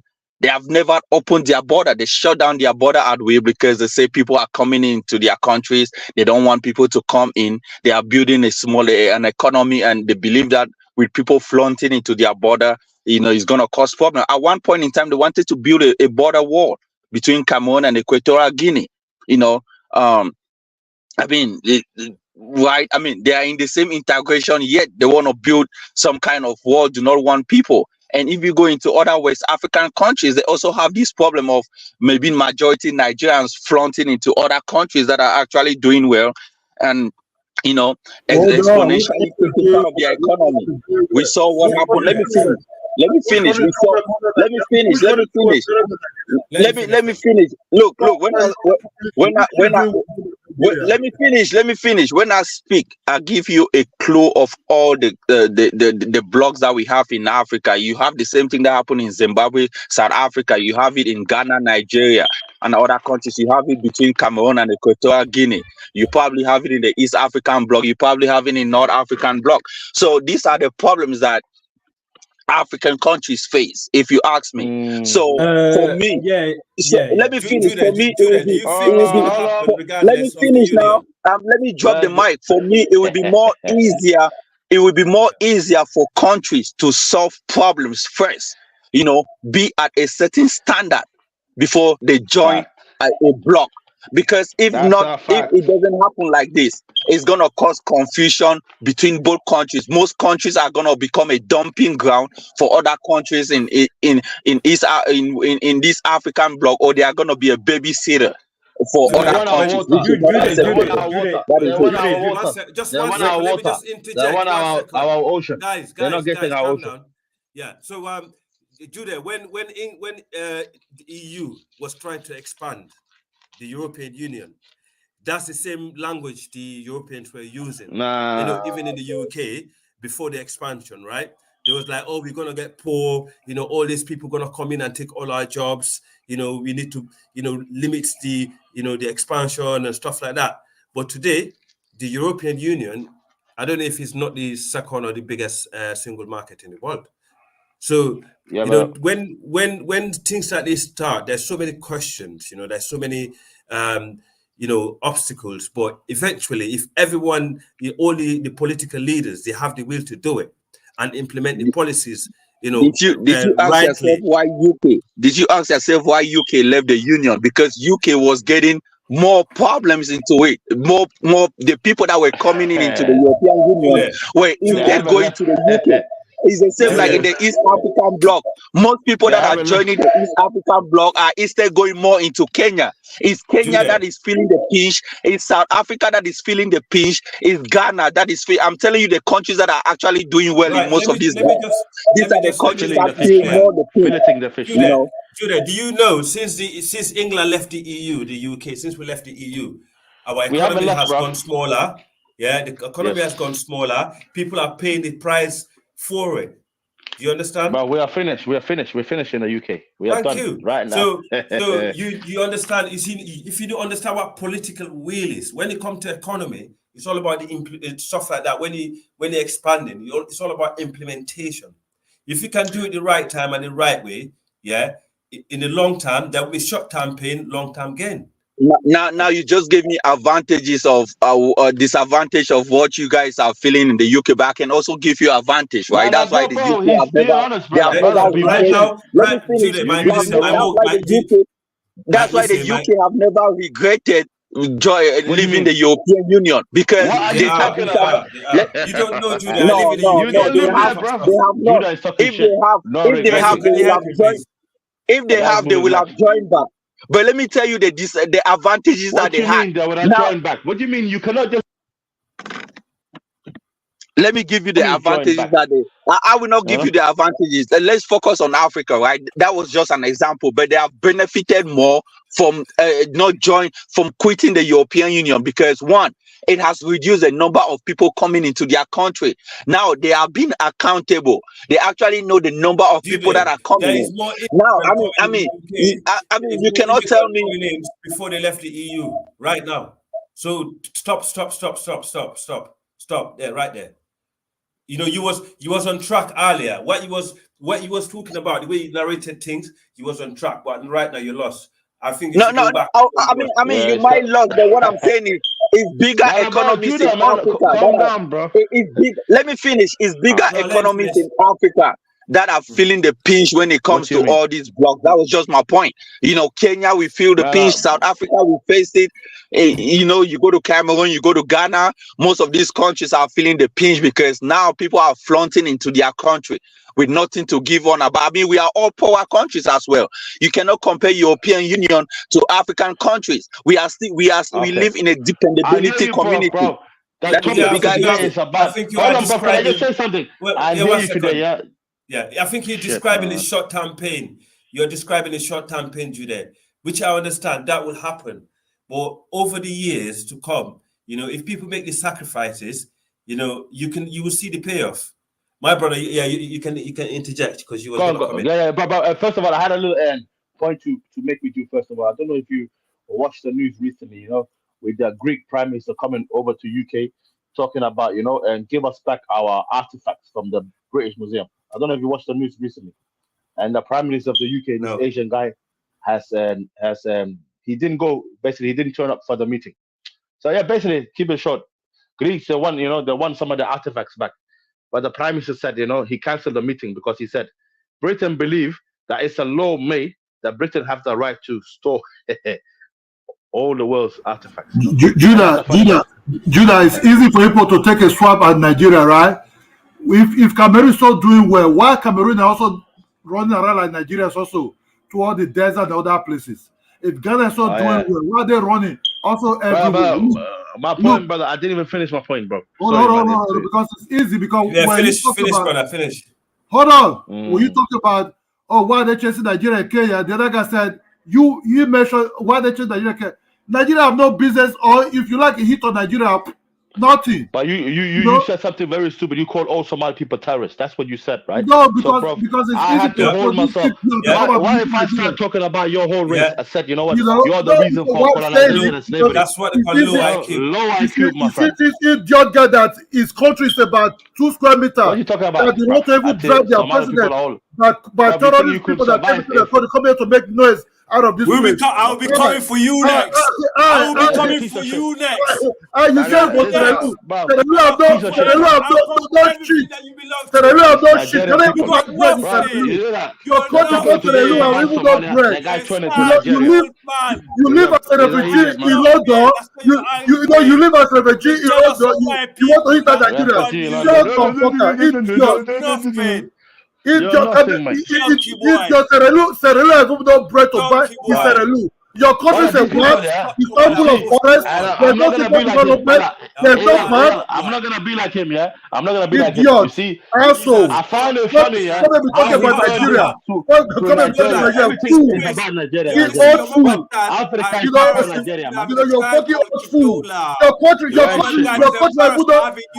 is full of old buildings. There's no skyscrapers in your country. Your country is like a backward country. Come and be talking nonsense out of your mouth. What do you have in Serelu? A backward country, a farmland. Your country is like a farmland. Your country is like a farmland. Sierra Leone is richer than Nigeria. Your country is like a farmland. Your country is like a farmland. Your country is like a farmland. Bastard. Your refugees, slaves. What do you have in your country? What do you have in your country? Let me tell him what he have. Let me tell him what Sierra Leone have. What he have.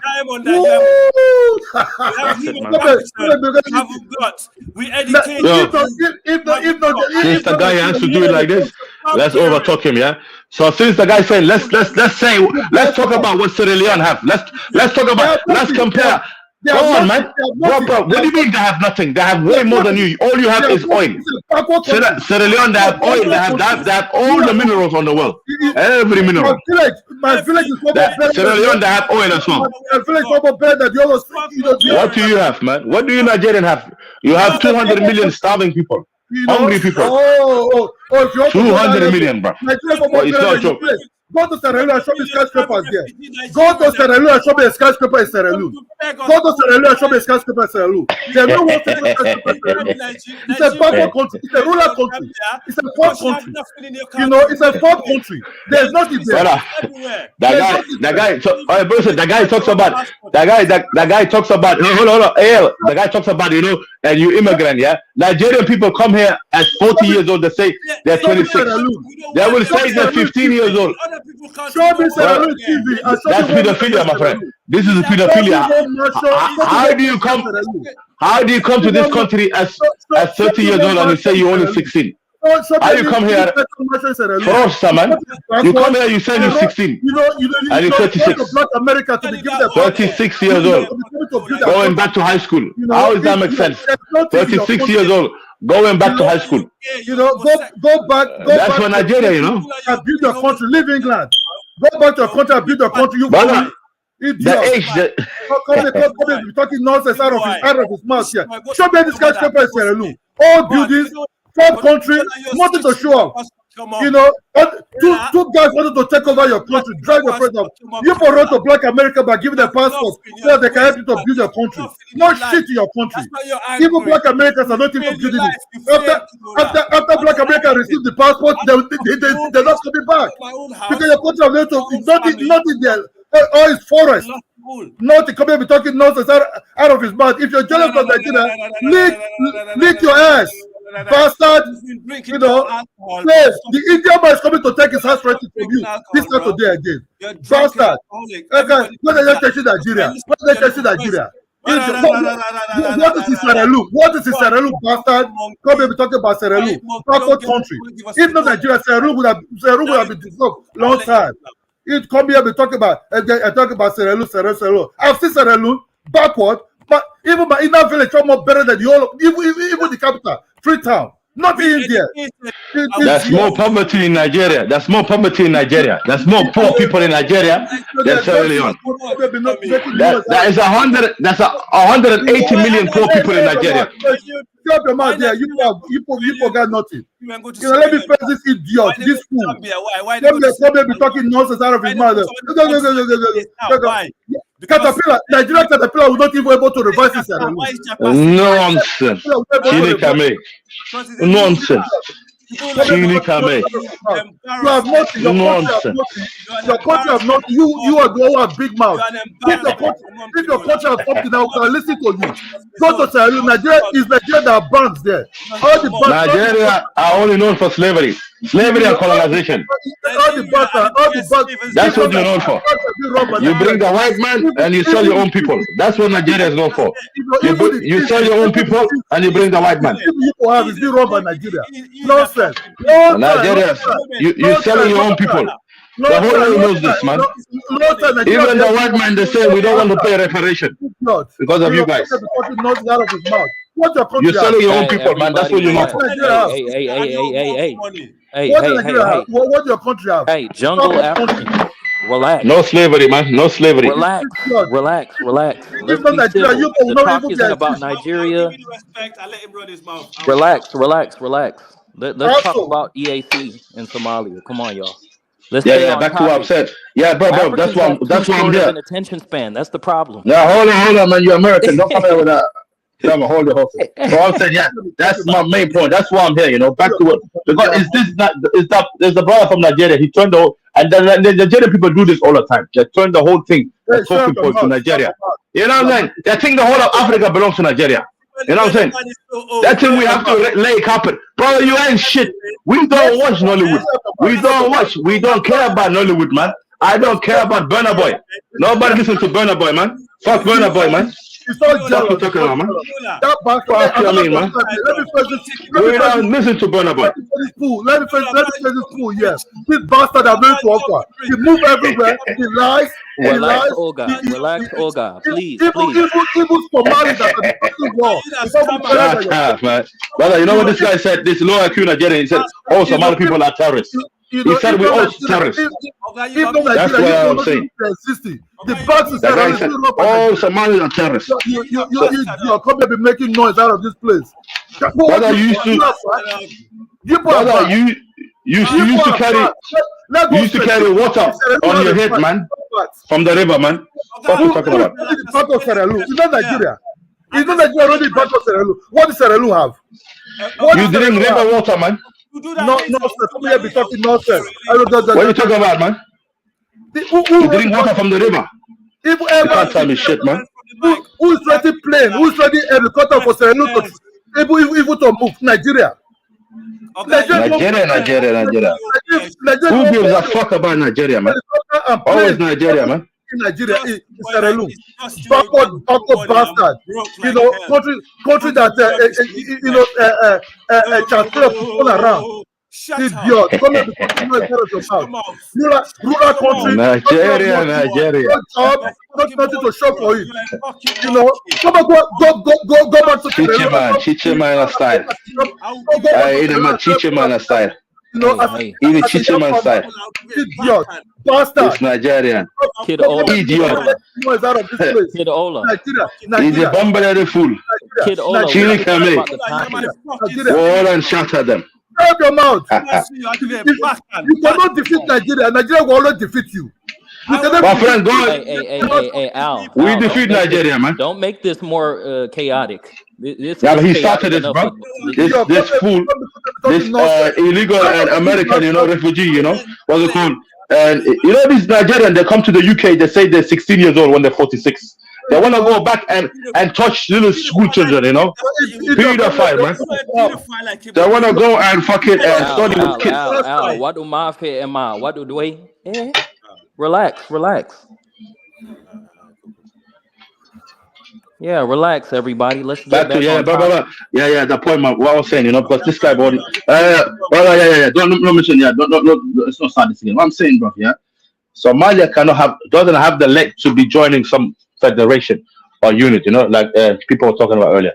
Right now, bro, if these other so-called other East African countries were talking here and cared about us, the whole world pay a maritime law, When a ship passes your country, they have to pay a certain time of tax, right?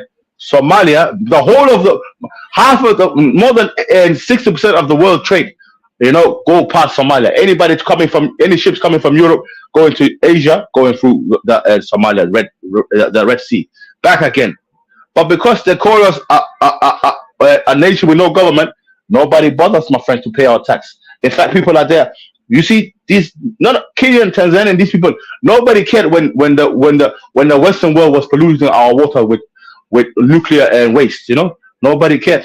But right now, when let's join ally, we're gonna do this for Africa.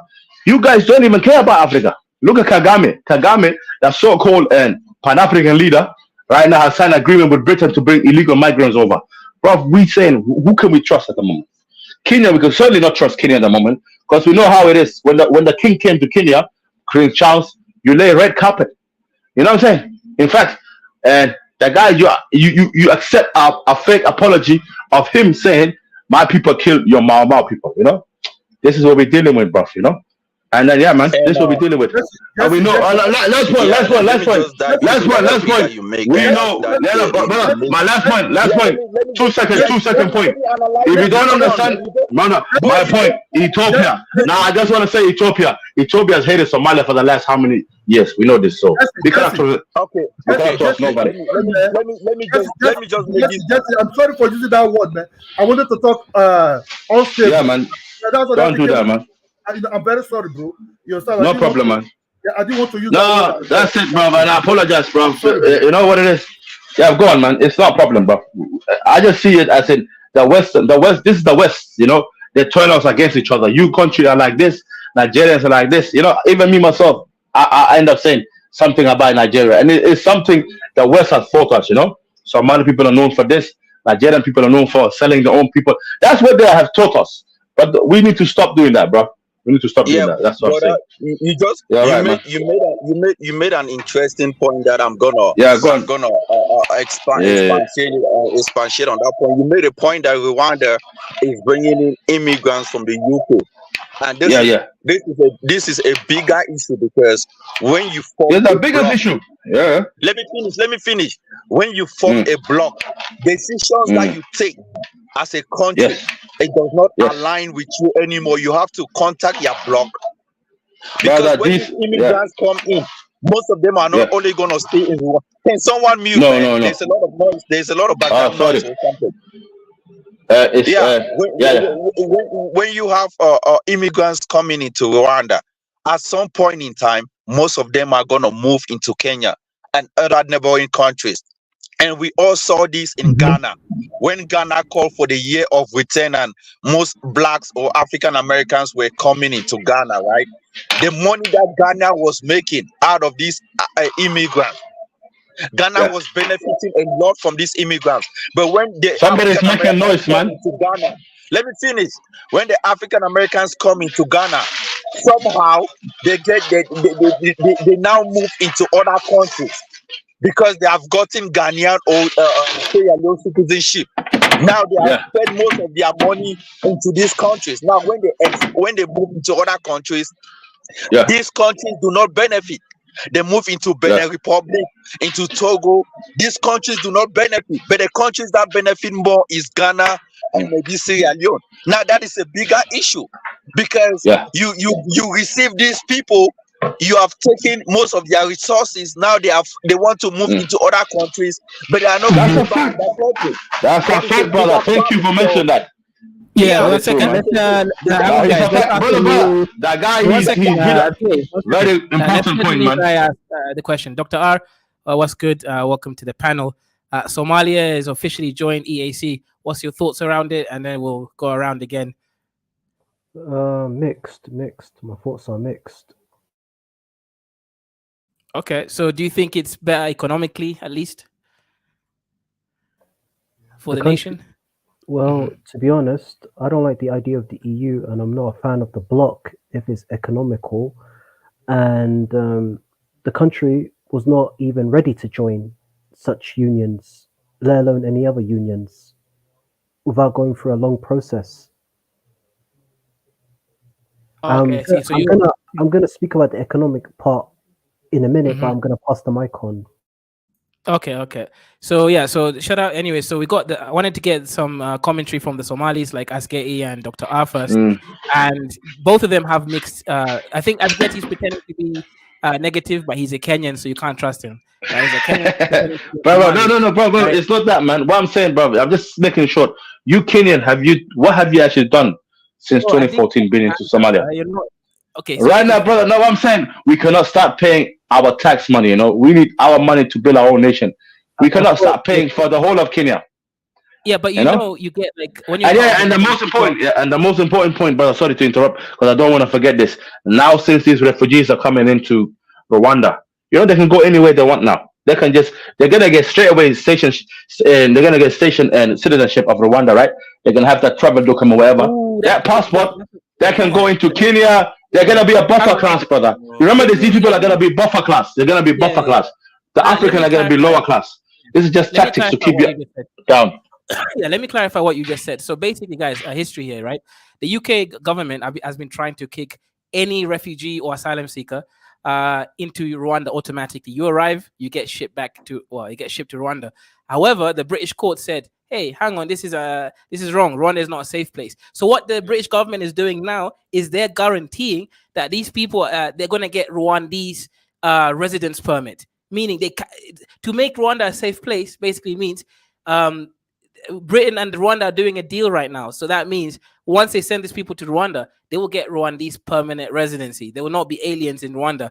So what Asgeti is saying right now has a point to it, guys. He's not wrong. With the permanent residence permit, you will have access to all the East African community countries. So we're talking about Iranians, Turkish. We're talking about anyone's who's criminal or not criminal, because we don't know a lot of these men are. So that's an interesting point, Asgeti. You're not wrong, actually. I'll give you that, right? And that was the point that I expanded, because now Rwanda is benefiting more from this program, but the East African bloc is not benefiting. And that's the same thing that Ghana was benefiting more, and Sierra Leone, for more of these African Americans coming in than the West African bloc, because they spend money they spend money on the visa arrival, they spend money on the passport, and then all of that they want to move to these other countries that they are not, and I saw that problem when Wodemaya was moving with African Americans into Togo to go and exploit all these statues that they have. And these African Americans were complaining that Togo is not letting them in because they have a West African passport. But they gain this passport in Ghana. They spend all the money in Ghana. How is Togo gonna benefit from you that you just want to enter the border freely? I mean, come on. Togo is a country. They have to also take payment from whosoever is coming into their country. Now, because other countries are getting more people coming in, they kind of lost, they don't have that access to get, so it's a problem. So for things like this, all the bloc has to discuss who is coming into their union. If Rwanda or Ghana wasn't part of this union, that would have been good. But when you are in union with other people, things that you do will also affect them as well. You have to talk to them, share the same wealth that you get, so everybody is comfortable. And that's my point. Policies, implementation, and policies. It's all depend on what the bloc policies are. It all depends on what they agree on. I totally understand, your fear, in basically one country taking the advantage of the whole situation in the expense of the other country. But the small, if you want to move, if you're looking at a bigger picture, if you want to move forward, those smaller little things should not be the reason why, that shouldn't stop you moving forward. In life, if you want, and that's why normal people don't make money, as we always say, is people that always take the risk, right? So that's to put that aside. However, in terms of Ghana, I understand African American migrant are totally different migrant, because these are African descendants returning home to their ancestral land, either via tourism or trying to invest or settlement. It could be different, right? So if you split it into different category, you can understand they're not economic migrants, and the risk that they will pose to these nations, are not at, it's not as bad as, for example, those, for example, Rwanda per se, the Rwandan deal that they actually you mentioned earlier, or the East African brother, is more concerning than what you just mentioned in terms of Ghana. Because the people that are going to Ghana, they're more vetted. Possibly they come into the ancestral home to someone that's been an immigrant from the Middle East, let's say Afghanistan, Syria, all this, war jihadi zone, coming to East Africa, to be a buffer class or assimilating the population. Then we have Congo, not far from Rwanda, where we have a lot of conflict. Can you imagine these guys have a different intention? Because we have had few, undercover Islamic State or terrorists that came into the UK or Europe and done havoc, right? Imagine these guys disappear with their knowledge into a forest, in Congo, for example. So I think the one in East Africa, the Rwandan deal, definitely will overshadow, some of the goodness. But I think if the East African bloc is stronger than Rwanda, they might be able to push for it to be stopped. Because I don't think it's really patriotic what Kagame is doing at the moment. Anyway, I think at the moment his behavior is showing he's public enemy number one of Africa. AI. Sorry to interject, but I want to mention something. I want to mention something that's very important regarding Africa's visa policy. Why is it that Africa is very, very lenient on outsiders and on certain African countries as well, that you could just come to that country without vetting them? Like, I give an example. Like, Rwanda is very lenient, Benin is very lenient, and there's another one that's very lenient, and foreigners could basically take advantage of that country that's got a very lenient visa policy. Like, for example, Ecuador is very lenient. You could come from Africa and they can give you a visa on arrival. Yes, I mean, well, I think some of it is cultural. So countries that have similar cultures tend to have, easy access, if that makes sense. Like Sierra Leone, for example, we, that where I come from, our passport used to be very, very, very valuable before the war. In fact, Sierra Leone is the country that actually imposed, for example, visa on the UK. That was done by Valentine Strasser when he had the coup d'etat in the late 90s or mid 90s, right? Because he realized there was a lot of white people coming to Freetown pretending to be tourists, but really they was buying diamond in hotels, doing undercover deals, and flying out to our resources. And then he obviously introduced that, and then we had a lot of Nigerians that used to come to Sierra Leone, and work, and Ghanaians, they were known to be the guys that do the polish, shoe polishes on the street. No disrespect, they come in and blend in, and put their head down. They get Sierra Leone passport because it's visa free. They will use that passport to travel outside, But it wasn't until later on where a lot of, for example, Sierra Leone, Ghanaians and Nigerians were getting arrested from abroad for doing like serious crimes, and they get deported back to Sierra Leone, we'll And the think passport, like, The question is, why are African countries lenient? Now, let me expand that point a little bit. why It wasn't they're about the lenient is time. because they think anyone that's coming from a European country or America, they have money to bring, or they have they have value to add. No. It's not only that. He It's only said that the- Ecuador also is lenient with Africans. Africans go there and they get visa on arrival. Now, it's not that Africans have money, but this is the thing, right? Sometimes it all depends. It can be it's right. different reasons. I wanted to mention. I wanted to Exactly. mention But the point that I'm trying to make is countries that are building an economy. I mean, most of the time they have an advantage. That's why you cannot have a visa on arrival going to the UK. Why? They have built an economy that is of a standard that they believe that you coming in, you have no use coming in. So even in America is like that. But when America was still growing their economy, they had a lot. Visas were more cheap. I know people back in the days that traveled to America without no visa, just going to America like that. But now, because of the way the economy is now, they have that kind of a visa ban or visa restriction. In most African countries, they do not have that. I mean, the economy is weak. That's why you see Rwanda. What Rwanda is doing is they are actually looking for people to build that economy. So that's why they are chipping in, or they are extending their hands. Hold on. What about, let me say, what about that funding the rebels? Those rebels that's genociding the people in Congo. Rwanda is known for that as well, right? And the so-called Britain as well. They're keeping quiet. So do you think Rwanda government has the right to fund rebels, to go in and genocide people in Congo? They should stop. I think that's where the East African bloc will come in now, right? If you are a bloc, like for example, ECOWAS, ECOWAS will not stood by and watch another country doing that, because they will actually trying to get involved, even though, lately they're not. I don't know what ECOWAS is up to be honest, what they're there for. But before, they was quite proactive back in the days, and they will get in there trying to sort stuff out. Even for example, in Sierra Leone, we already had ECOWAS over there, just to reassure the situation. As I'm going back to Judah, the passport visa. But one second, just before you go to Judah, it's a very important point. I don't want to forget that. My point is that it feels that like now Rwanda is doing the dirty work for Britain, So basically they're doing all the dirty work, like bringing insurgents, and conquering the right tactics, turning people. Basically, Rwanda has become Britain's dog, and it's like it feels like Britain has accepted some. Because what's funny is, Britain have already sent 200 million. Can't even say this, bruv. Hotels has already been built in Rwanda to house migrants. They haven't even come there. Britain has already paid money up front. It's funny. Israel, Judah, 1 second. Do you know Israel started doing this years ago? They started to send migrants. This is how dangerous Rwanda is. They was accepting asylum seekers from Israel to Rwanda, and basically what happened is this scheme did not last long, because apparently a lot of these asylum seekers were leaving, at the back door, because they actually had, the way they was treated, for different reasons, they couldn't settle in Rwanda. So Israel canceled the deal.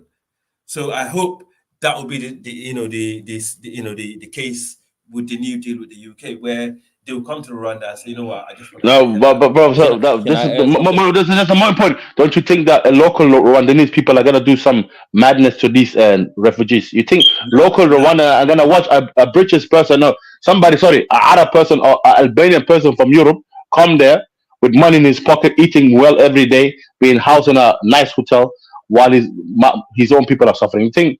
You have to remember, this is the so-called country that had a civil war, right? Genocide against his own people, right?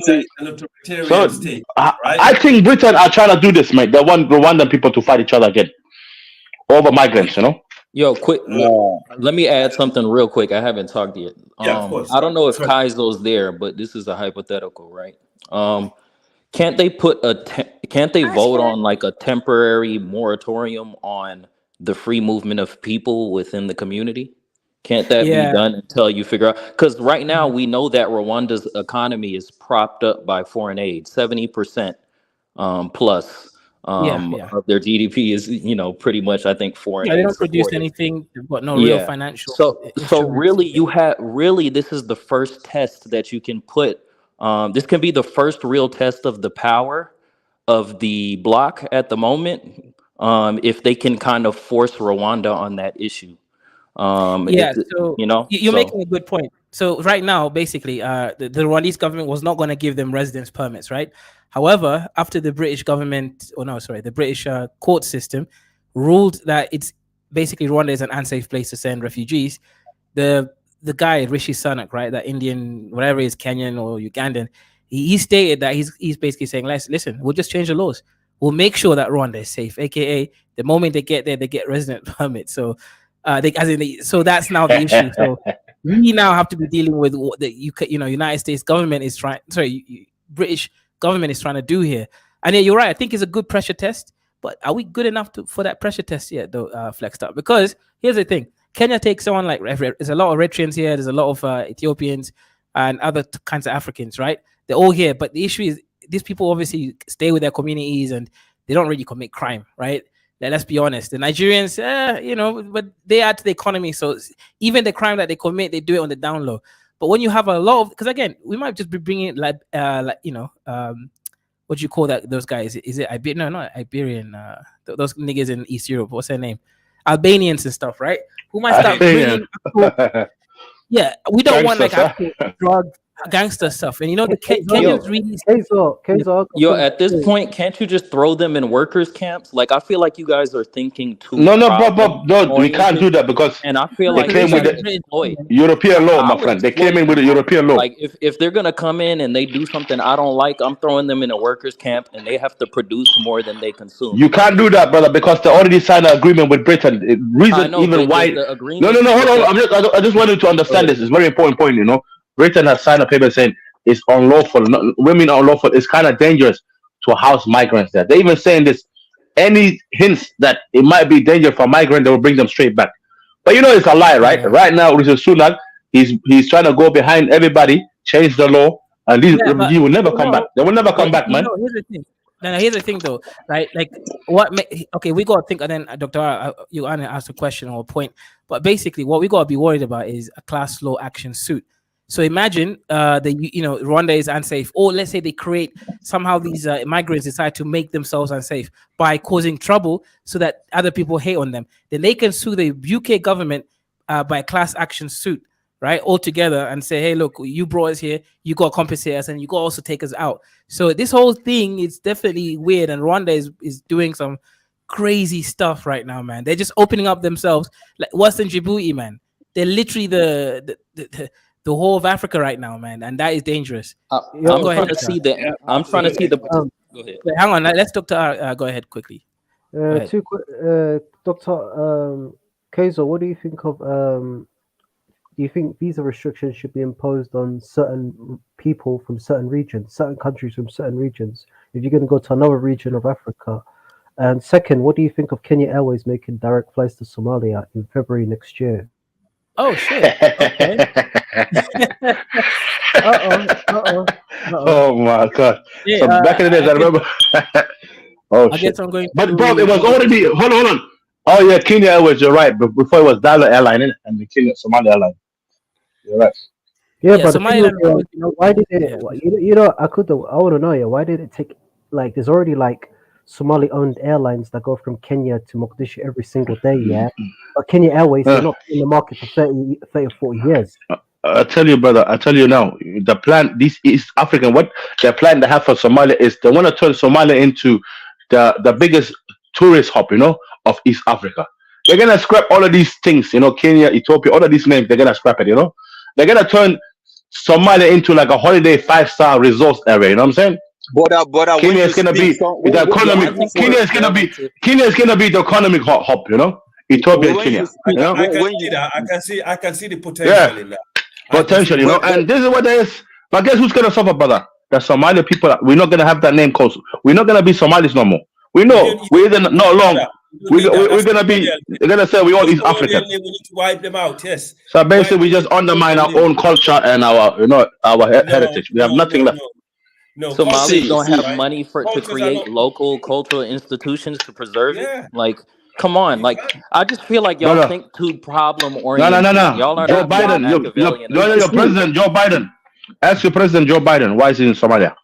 Kaizo, when we speak, right, let's be realistic. We have a guy on the panel who is always talking about they trying to do this, they trying to do this. See, let's be realistic. Let's talk about what we Africans are doing. It's what unfortunate that we are still Exactly. talking about them. They doing this, they trying to do that. They're gonna change the name. Who is gonna do that, man? Why are you so myopic and short-sighted? And We know what you're doing, my friend. inferior. You are Thank no, you. Thank you, Jude. you are no rapist. You're raping Somali women. Let me finish. And inferior over a group of people. You know, they trying to. Are they your parents? Are they the ones telling you what to do? Come on, man. I mean, you can't be coming on the panel every day and say they trying to do this, they doing this, they do what the heck? But we're Let's seeing be it. It's realistic, happening man. already. You haven't done nothing. You have benefit. The whole of Kenya has benefited so much from Somali people that Kenya has become one of the booming economy in Africa.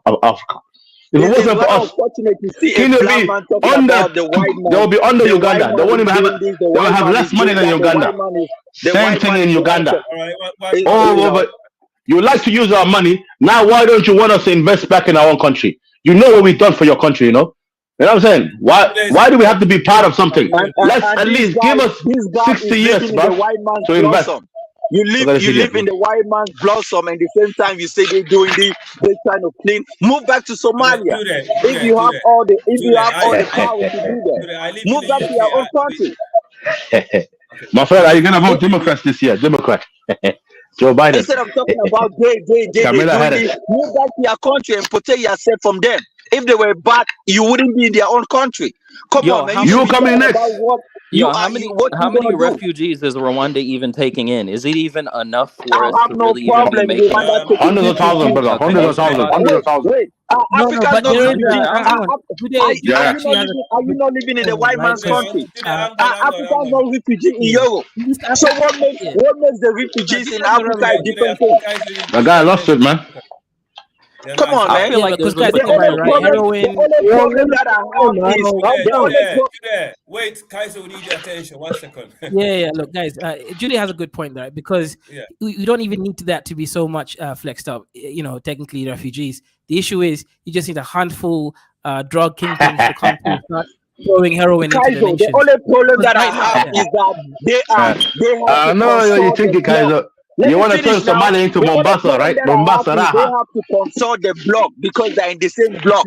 But if Rwanda was not part of that block, I wouldn't have no problem with them bringing in refugees. We have African refugees in Europe. We have African refugees all over the place. Can I ask a question real quick? I think y'all are thinking about this wrong. In other countries. Why are you in America? You are economic migrant. You're not a refugee. You're economic migrant. You left your money, your country because of hunger. It's a shithole. But at least we are refugees. We have right to be here. You have no right to be here. You're economic migrant. The white people hate you, man. You come in here to finish their money and get the benefits. I send a link in the back here. That'll be a good start from the next topic too. Oh, Nigerian, bro.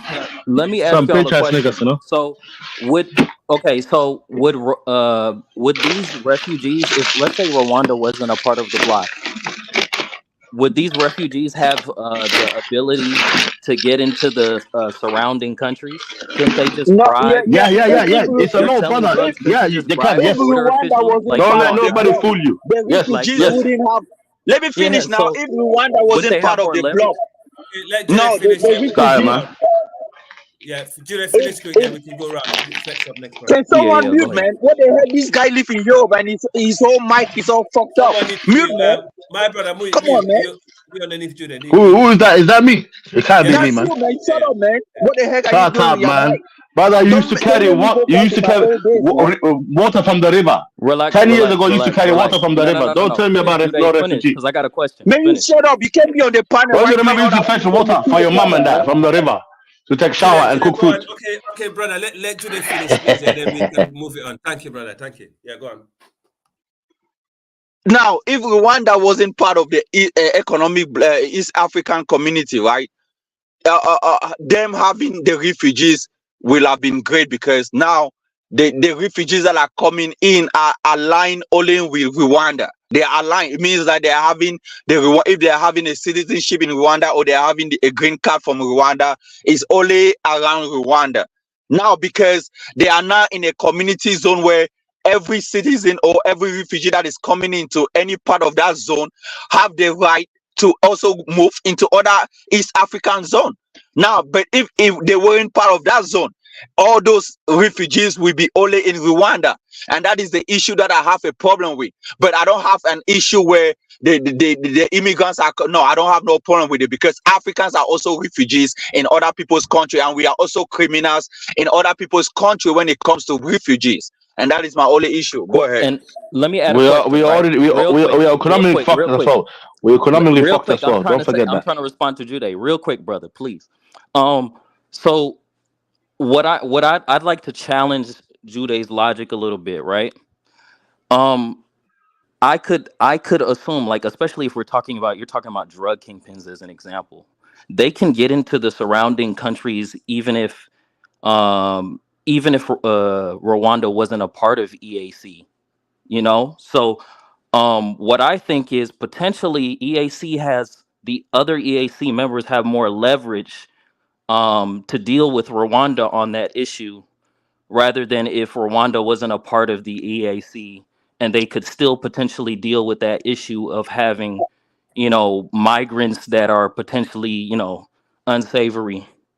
How You see is what I'm European saying? Union doing against the UK? I mean, UK quit, but how are they doing it? I mean, the union has to protect their border. Didn't you see what Germany did in Poland? They sent UK the UK is a European different Union to protect. situation, right? Do It's you part of think do you it's think the UK UK. have left the EU? Do you Channel. think the UK have left the EU? That's It's why. Hold on. Let me just ask this Judah guy. Do you think the If EU UK have? Rwanda wasn't part it's a of that different community, the situation. East African bloc will have There's no sent major secure. boundary between Rwanda and the other countries around them like that. Like But that's what I'm saying. If UK Rwanda and wasn't part EU of is different because they have a physical boundary, the English Channel. So like The English let's Channel. You're damn right, can we bro. take in like the material aspects that pretty much are big time factors when it comes to the differences between our problems and EU. Africans like to copy and paste.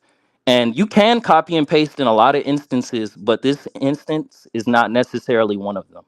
We are not Because there are pasting. physical My point that you realities did we not got to deal with, understand is Jude. you said if they come into Rwanda, they can still spill into the East African community if they weren't part of it. But it's happening even in the United States. Immigrants coming in and spilling into Canada.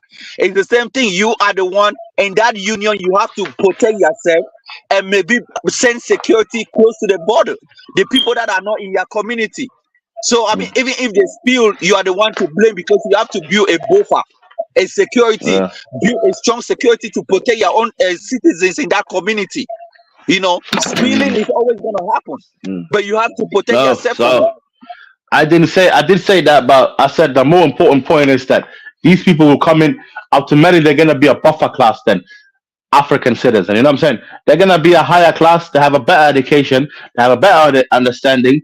And they're already getting hundreds of thousands from the government. Bro, why don't you let somebody talk, bro? Class in the UK. You are an Watch my man, bro. You see this guy, bro, yeah?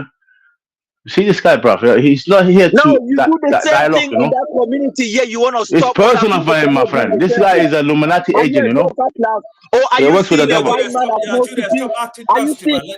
Wait, is he seeing the white Bro, man as I more was gonna bring a superior? very important point, but he just fucked it up halfway, you know? Because Very important point, brother. And now I almost forgot the point. He wants me to forget. This is an agent, bro. Even my point, man. Where was I with the point? You know, I was saying, where was I with the point? Yeah, Rwanda, right? Like I was saying, can't remember because this guy, bro, is gonna interrupt again. Yeah, bro. What I was saying, yeah. Come on, bro. Now you fucked it all up, man, Judah. Because but it was a very important point. But I had a very important point, you know. Okay. Now, how can you say that the white? Let's do it this way, yeah. What was I talking about, bro? Judah, let's do it this way. You got 1 minute till. Yeah, brother. I have got the topic now. I've got the point, brother. Just let me. Sorry, I'm gonna finish it, and I'm not gonna go back for it. Why I'm saying these people are coming as a buffer class, right? They're already getting funding from the government. They're probably getting what $800 to $900 to $1,000 to $1,200 a month, you know, from the British taxpayers' money, which is gonna be paid in for the next 2 years on a monthly basis. Yeah, already higher class than the local African people, right? So now, what can you do? Let's hold on. We are a couple of Syrians and 10 Syrian people. You know what? I'm getting 1,000. You're getting 1,000. 10 people, let's put our money together. We're gonna open up this business. Next month we can open up. Before you know, in the next 5 years, bro, these people can own the whole city or town, you know, like a whole small town. Before you, this is what happened with the Indian people when they came into Kenya, right, or Europe. You know, they became the buffer class because they were able to. Because the African people are in poverty, they cannot buy land and this and that and develop, you know, and open up industries and that. What did they do? They took over the tea factory. They took over the plantation. All of this, right? Same thing. That is big potential is going to happen. No Syrian person is going to be living and starving hungry in Africa. Syria is one of the most developed countries before the war. You know that? It was such a beautiful country.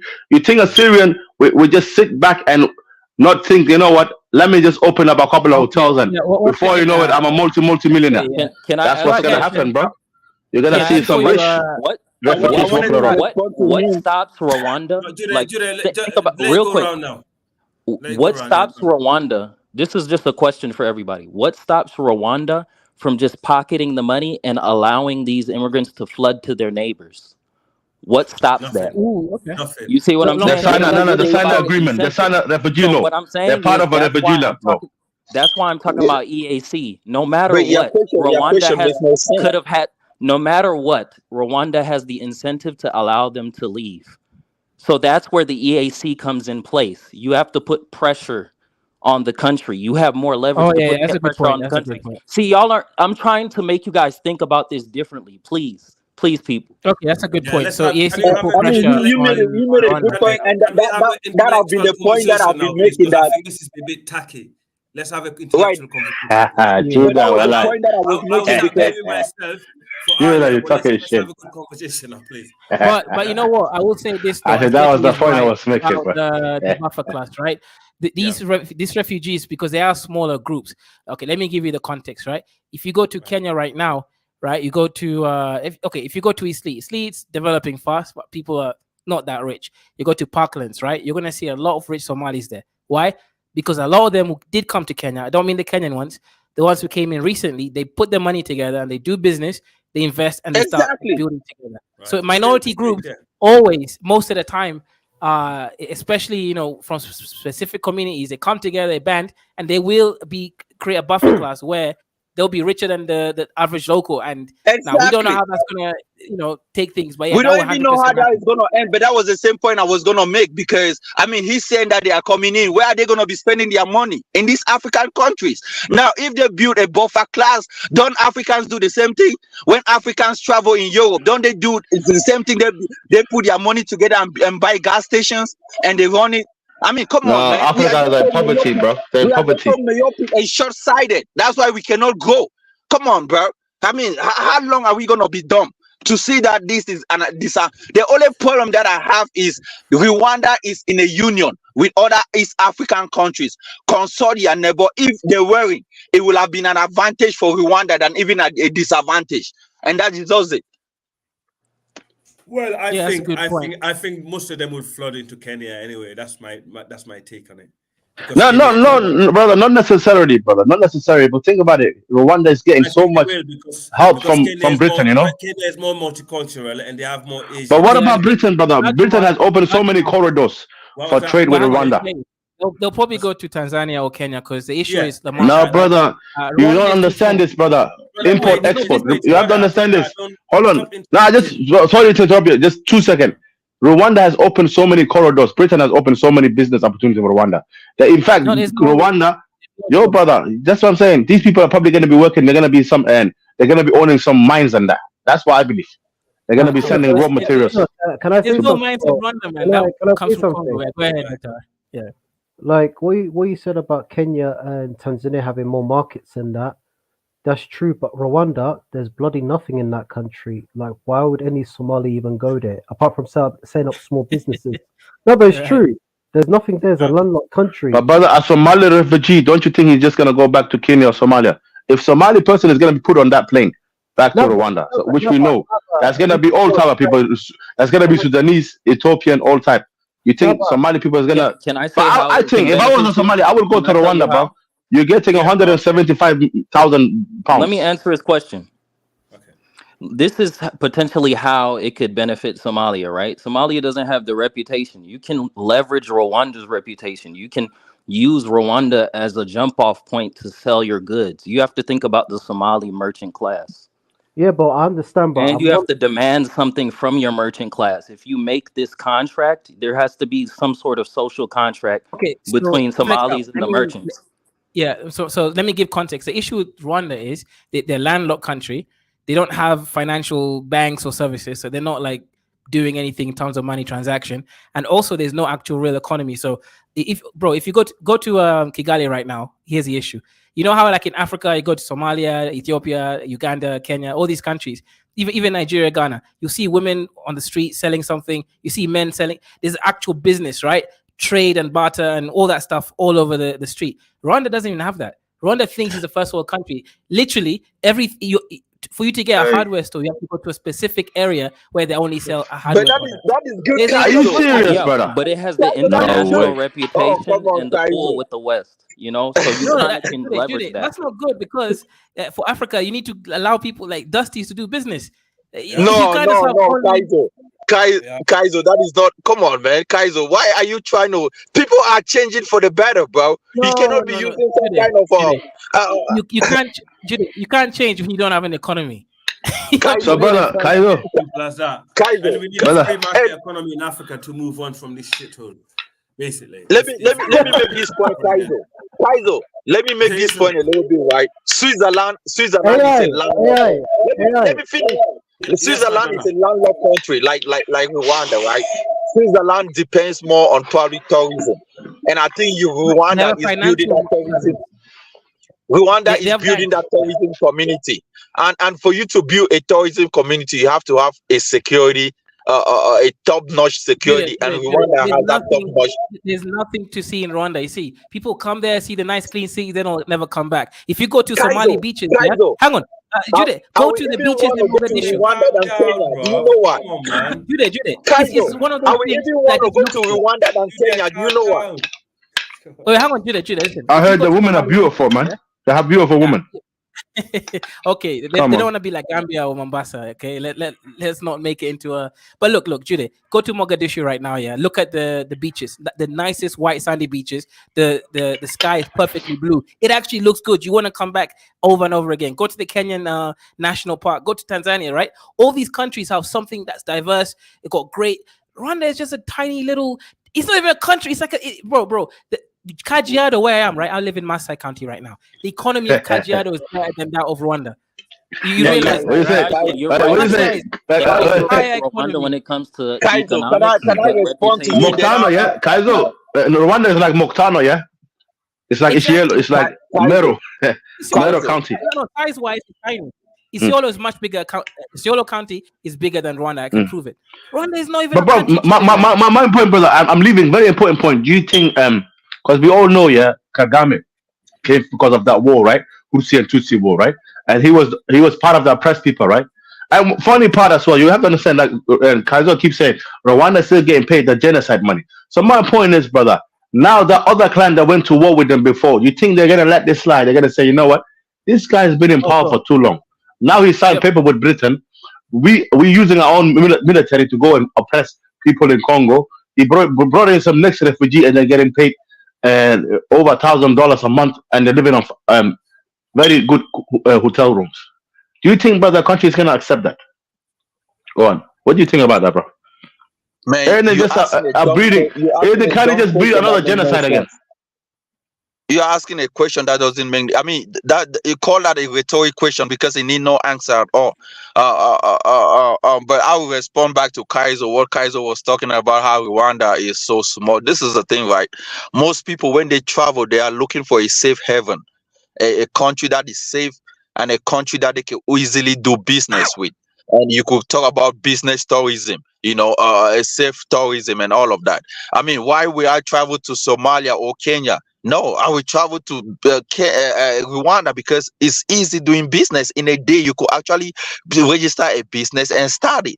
I mean, it's also safe. You can travel at any part of Rwanda without actually being kidnapped or No, fear no, no. of What Jude, about what okay, Abuja? What are you talking real about? What quick. about Kanu? What Let, about let me finish. Let Nigeria? me real finish. quick. Jude is Nigeria making is a the No, point. most let me worst finish. Let place me on the finish. planet, Who man. is it? Kaizo, Look at can you you have to look remind at you're thinking Kaizo? about the Africans part, right? Think about the Kaizo, Western part. can you remind this guy who Jude is? I mean, it seems like when it comes to Well, God, the man, real God you is are Jude. that you're I that mean, bitch ass Well, nigga here's the let's keep example. talking. Telegram, innit?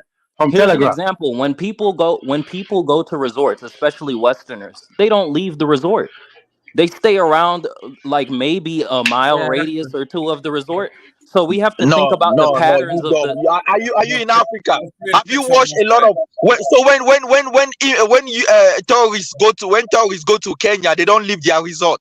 You don't see them No, going travel. I'm not. Did you hear what I said, No, Jude? Jude, that's not what I we're Like heard talking what you about. it's said. Now you want to it can switch be. it. Okay, go ahead and expand No, it. it's no. It's not about switching. I'm not saying that there's no tourists that will go like specifically when it comes to. What I'm Now you saying should have is made there's a that point. model. No, I'm not switching. What I'm saying is there's a model. Like for example, when you go to some of these countries, like in Dominican Republic, for example, some people they don't leave the resort in Punta Cana. I'm serious. It depends on what I've you're seen going it. there for. If I'm going to Yeah, come but on to look at the Dominican let me Republic, finish. there's nothing really, there's no real, like for example, Kenya, they have Mount Kilimanjaro, they have the savannas, they have the national parks. Yep.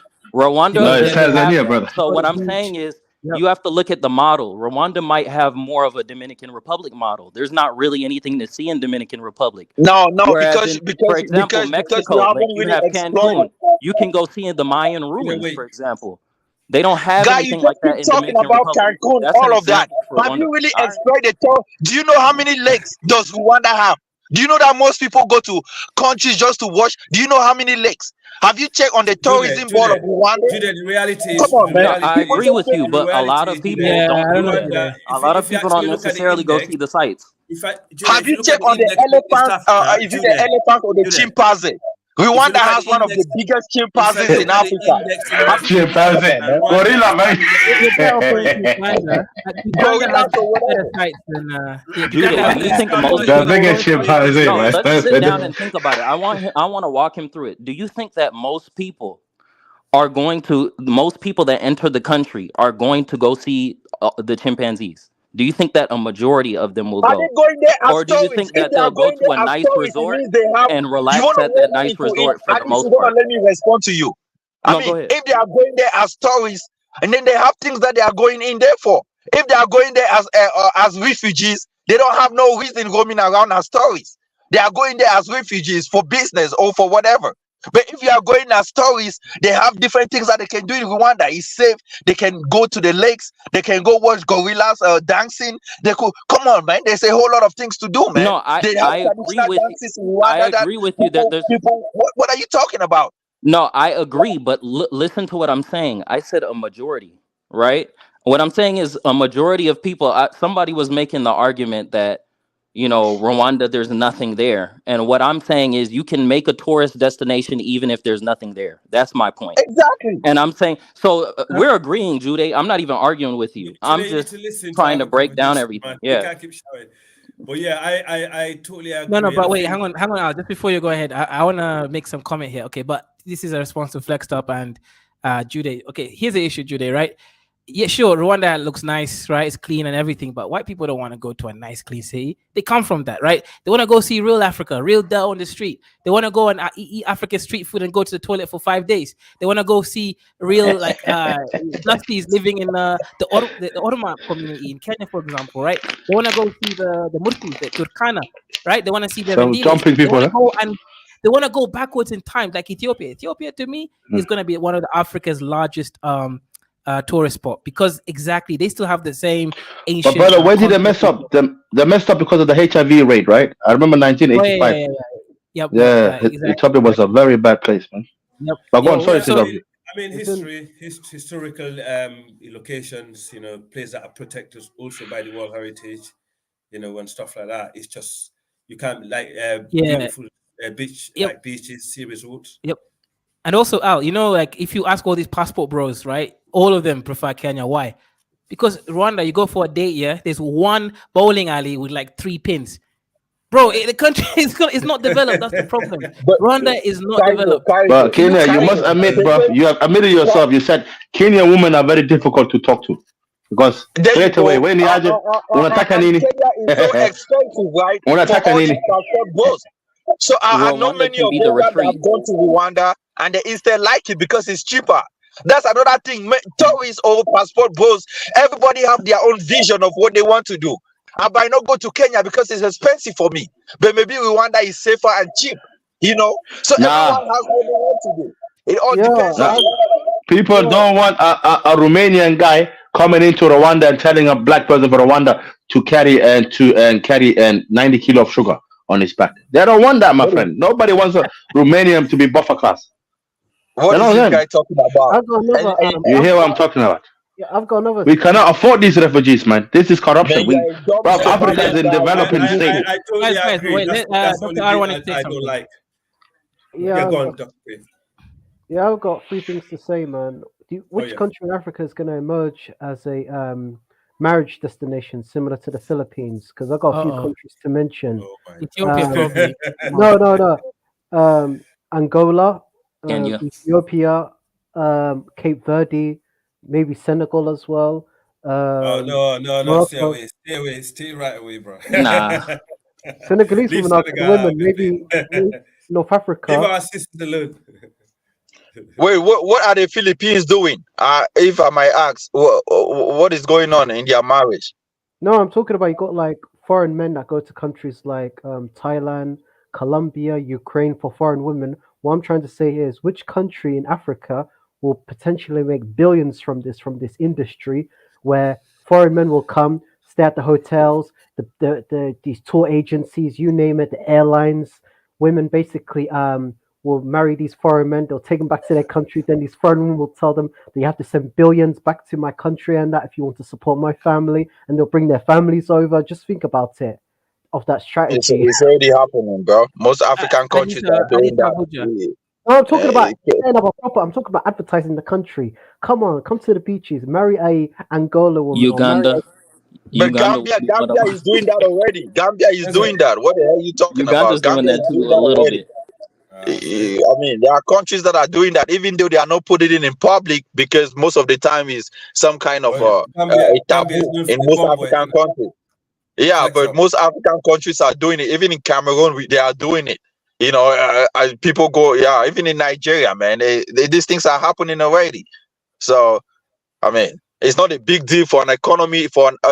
This is the thing. Most people are just talking. Most African countries, we are still under the poverty line. We have not met a standard of. We are still a third world country. Even China, as we speak, China is not even a first world. I'm telling you, China is still like in the second. China can be considered a second world country. And this is the thing. That's why when I see Africans come here and talk, it's as if we have gone to a certain level. You have at one point in time, you're gonna let people come in and actually stimulate your economy. Because if you have only your own group of people, this is the thing. Let me tell you, the best time Africa had a better economy was when the Europeans were still roaming in Africa, colonizing us, beating us in our ass. That was when we were building. That's what I'm saying, bro. He likes to be superior, man. Inferior, bro. That's what he's known for. That was when we were building railway stations and stuff. I'm telling you for a fact. That's not the best time. It's not. No, that was the best time. Ever since they left, most African economies have crumbled. Most of our economies have dropped. We had the same economy like Chinese, East Asian countries, but when the Europeans left, most of our economies crumbled. And so why have you done self-education? Why have you not self-educated yourself? So you're gonna be hopeless as soon as the European man leaves. It was during the Mali Empire, during the Songhai Empire, during the Tuklo Empire. That's when Africa was at the highest. It's not. Oh no! Come on, man! Come on, bro! Shut up! No, come on! Stop that, bro! We have never. African economies have not been at its best ever since the Europeans left. Ever since that is a fact. That is a fact. How far you gotta go? How far do you want to go? How far do you want to go? Because we have not. We have lost that sense of stimulation. Now the white man has to still come back and stimulate us. If not, and then we still gonna be where we are today. Things are not gonna move. I'm telling you for a fact. One of the problems is we had a population boom after the Europeans left, and we didn't really account that into economies. Like Kenya went from 2 million people to like 20 million people in like 5 years. So we couldn't actually account for like building hospitals, businesses, and education. If we could have basically managed that population boom in Africa, we would have been okay. The issue was we had Exactly. a huge, But, huge but population. do we know how to manage population? Nigeria is leading their population going at an exponential rate. No, okay, Chinese, okay. If this you're is talking about the let me modern finish, day, let me if finish, you talk about let me modern finish. days, yeah. But When don't China ever, you got to saw get it that their right. population was growing faster and their economy could not meet up with their population, certain rules and regulations were being passed to stop it in such a way where they built their economy and they had to stop those rules and let back their population come back. But we Africans, do we have that?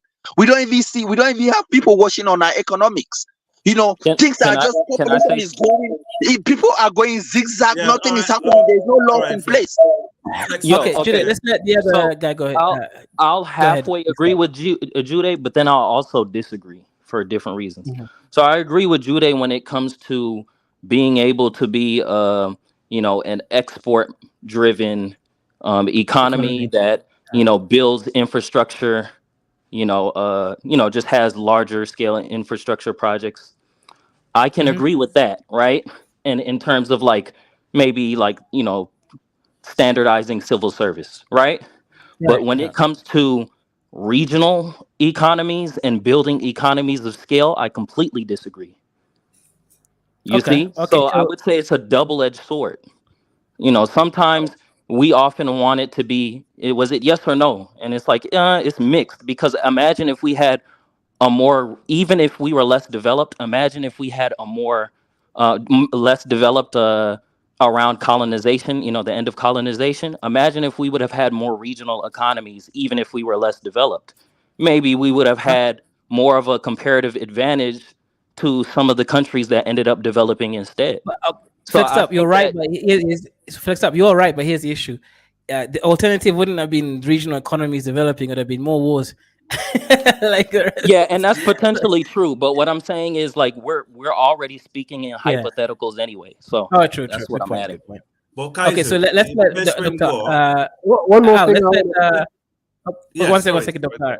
Yeah, let's let Dr. Marie go first, then Al and Dr. R. Yeah, so Dr. Marie, what's your thoughts on Somalia joining the East African community and the rest, wherever else part of the conversation you want to come in? Well, I would like to congratulate Somalia. I think it may help to, well, give them a better sense of belonging.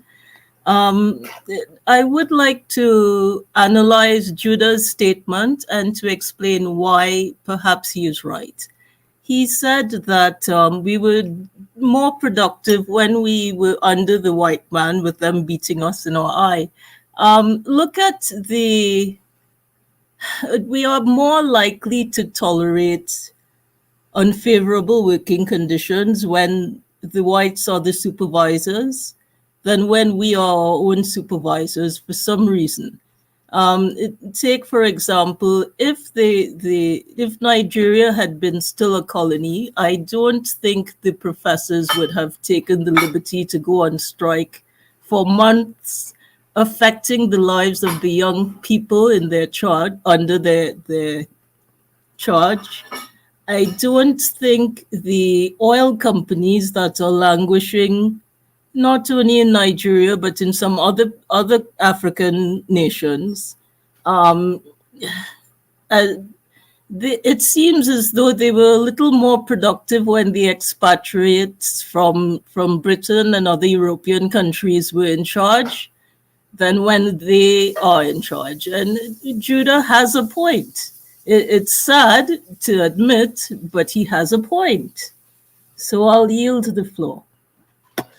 Okay, Yeah, I shut up. mean, I So don't it's think. Al and then Dr. R. Yeah, go ahead, Al. Okay, thank you, Doctor. But yeah, I don't think we disagree with that statement. As it was made, the reality is the color bit. I mean, if it was to be another person or another race or even the Indians, probably would have done it. Even if it's African themselves doing it. Look at Thomas Sankara.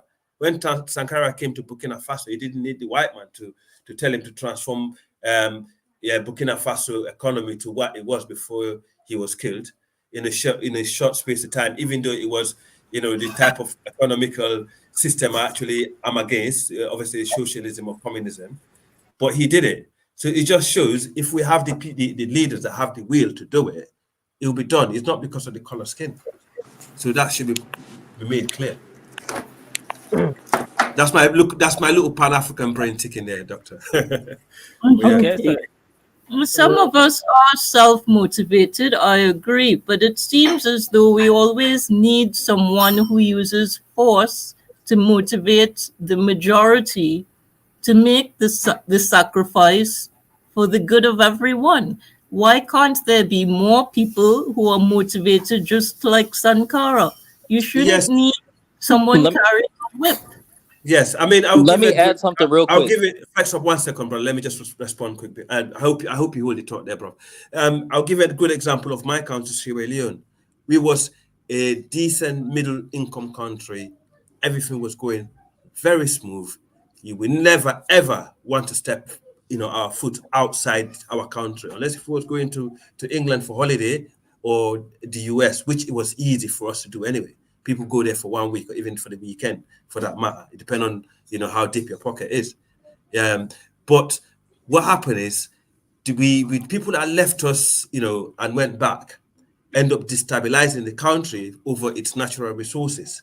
So we had what they call a civil war for 10 years that destroys the country's infrastructure, all the system that we had in place, that we kept in place, for years.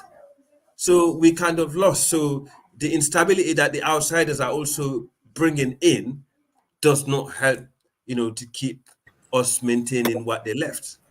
Okay, the way the Can I add something real quick? Okay. No, go ahead. Finish and then let her finish. I'm sorry.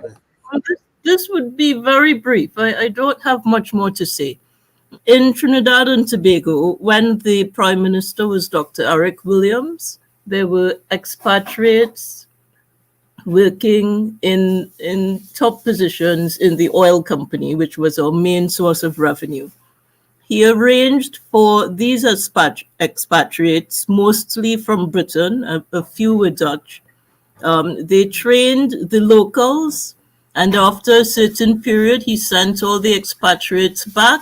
And because of the level of training, there was a relatively smooth transition to locals who then held all the top positions.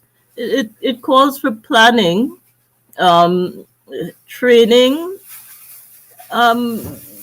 It shouldn't have to be a shock to the system. You have to plan for a smooth transition. Okay, thanks. Great contribution. Thank you. Yo, Kaizo, are you there? Yeah, so I want to address something, right? I'm trying to reconcile two separate points. Go ahead. No, let Dr. R go quickly, then you can go afterwards. Okay. So, I think she already made her point. Go ahead. I think she already made her point.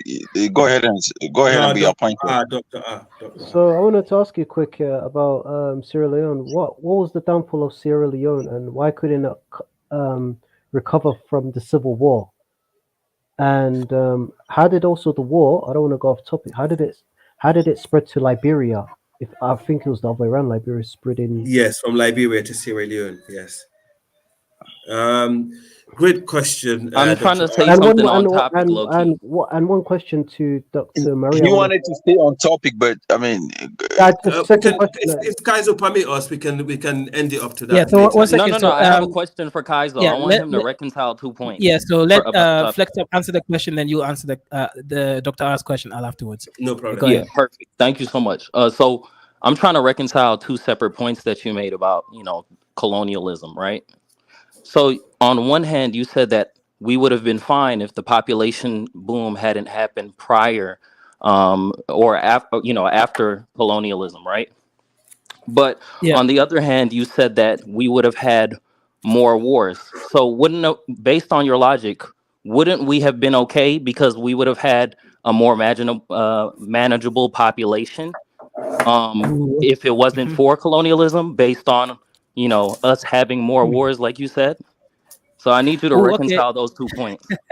Yeah, that's actually that's a really good point. So I've made videos before saying that, and Judo, I guess, will agree that we our GDPs or even higher than China. And back in those days in colonialism, just before Dwight Mann left, Exactly. and that's all true. However, one part of it was also because the businesses were highly concentrated and the populations weren't so high. But the issue, here's the thing, though. I do think without colonialism, wars would have been more frequent in Africa. But as you said, smaller population, manageable resources, we wouldn't be fighting over resources as much. So that is actually a good point. Yeah, you may actually have a good point. So I'm If arguing maybe, I'm arguing that colonialism wasn't good because of 2 points. Because of the population, it basically subsidized our population. We would yeah, have been that's a good working point. and creating our productivity based off of what we'd only be having kids based off of that, right? Yeah, so Or let me give up context to to a people point. listening. And Yeah, two, let me. the other part of Mhm. it is making our economies less regional economies of scale that could compete That's a good point. globally and more so export driven economies. So that's the issue that I have, not the civil service. The standardization of civil service, that's cool, but that's pretty much a byproduct of doing So it anyway yeah, in order to extract value. So that's why I argue that it isn't good. Yo, guys, What no, you you have don't understand, Yo, what you don't guys, understand is, can I what you wait? don't Wait, can I understand say? is, okay, go ahead. wait one second. I want to Yeah, say a point. Like I feel like we're coping when we say that Africa will be better than China in modern time if colonialism didn't exist. And I don't think we will have a different situation, but I don't think that we would be as like we're gonna be on the same level economic wise and to the west. Like Africa No will one be said the China. same. No one say China. Are you Yeah, no confused? one We I say said think that. the it's coming African up in the countries whole were better agenda, off mate. No. before Wait. doing I wasn't talking. colonization than No, China. Are you? wait. That I named one of you. I said I was talking about this because people actually talk about this. Okay. All right. But Okay. that's not what That's we are fine. talking on the platforms right now. We are Yeah. talking. We made a different statement, not the one that you are saying. You are insinuating Yeah. Flex something up. different. Anyway, flex up. Finish your point. Yeah. No, that was my point. Basically, like Yeah, that's my argument. You guys yeah. are But your talking about the argument, okay. byproduct to some degree Jude. of doing it in the first place, which I would agree with. I don't disagree with that. But if we zoom out, if you look at what it did to the population, it was a part of the reason why the population boom even happened in the first place. No, no. You see what I'm This is saying? the Because thing, it's a right? distortion. It destroys the signals that you need in order to understand how to control the population. I'm It No, afraid I no. destroys This agree. that is a. signal. I'm afraid I This agree is. with you. You see what I'm saying? It's Yeah. like flooding the If you market with intellectually look useless at it money. and realistically look at Where's it, the real absolutely. growth? What's real growth and what's fake growth? No, no, Look, let's be realistic, right? Colonization gave us a stimulus to actually even it also increased our IQ. I'm telling you for a fact. Yeah, I mean, if not of colonization, man, come on. Yeah, I mean, you talking about region. They wouldn't this region that we are talking today is because we have so many countries that we are talking of regional government or stuff like that. Let me finish. Totally Let me disagree. let me I finish. totally disagree. Let me I'll come finish. back after you then. Go on. If we weren't colonized, there wouldn't be nothing as regional government because we wouldn't even be thinking about those things. This is not hypothetical, so I really don't know how it will have been. it Or is how do you it but is know a that? hypothetical How do you because know there was that? already regional Right. Okay, trade. let me respond to but the this is guy. what I'm Yeah, saying. that's not This is even what I'm true. saying, You right? have the Okay, coconut based trade, you have the let, salt trade, you have a lot of trades, but the slave trade, the gold trade, based the on copper trade. okay, Judo, that's the but most this is the stupid thing, thing you ever based said. on the different languages that I mean, because if not of colonization, me and you wouldn't even be speaking English or French or other languages, right? Yeah, that's So fine, but maybe you'd have a better. Maybe Cameroon would have, not Cameroon, but maybe you would have had a nation that would have happened, would have been naturally occurring. Yeah, in the short term, you would have had wars. We A was lot of speaking people would have Arabic. died, but it would have reached a point to where you have to do something about it. but If our anything, I feel IQ like it wouldn't delays even be certain at issues. the same. You see the level how we are speaking right now. The IQ that we have been gotten without colonization will have like No, come on, Speak man. I for don't think Come you're yourself. on, making sense. we'll have been far behind, guys. You're not I'm making any telling you sense. for a fact, we are far better off now. We'll have been far behind without colonization. Colonization is a good thing that happened for Africa. I'm telling you, Some and good, that's why. some No, good, no, but definitely you Right. If can't. it was, Some good, if but it I was don't on my think you can topic, argue if it was against the on the points I'm topic the making. last time when I was on, if it was on the topic on the last time when I was on, and the empires that we lived in and the sophistication of those empires and how we was doing things, our own way when there was outsiders coming in and learning from us, you probably wouldn't have said what you just said. Because what you just Eventually, said yo, now, for my So wait, people, hang you on. actually have, it's like an insult to say it's Yeah. these people that actually give me the IQ when we let's not already make it developed emotional. stuff. Let's talk facts about it. Let's Yeah. talk Okay, so facts. There was so Flex, regional let trade, me for example. let me make I context here. named different So trades. Go look at the maps. Go look at the maps of West Africa and look at the trades, right? Yes, there would have been wars, but right now you're partitioned. You're partitioned export-based economies. And you can't You even need to stop export going on with anything. this You rant. can't create the Wait, but economies of scale to even build components. wait. You're talking about trades. That doesn't mean that Africa's golden age was that time, and Europe had the golden age, and they had the upper hand What on age you Africa. talking about? They had a golden age at what time? You got to make sure you No. I'm yeah. talking about the Industrial Revolution. Yeah, okay, the Exactly. Industrial Revolution. You are making some sense. Yes, you bring up yeah, so I want something to that add context here, right? Colonialism isn't just okay. So colonialism, okay. So I wanted to separate between colonialism and imperialism. So imperialism is what you guys call neo-colonialism, right? So colonialism, yes, had issues by giving us technology that but I'm saying when I say we, let me just talk about Kenya, for example, technology that we weren't ready for. For example, agriculture, crawled boom, right? So we didn't. So here's the issue, right? When you get Europeans bringing in maize before we're eating sorghum, and the tribes that ate animals, etc., right? So the issue is they gave us loads of high starch food products, and they made us buy from them.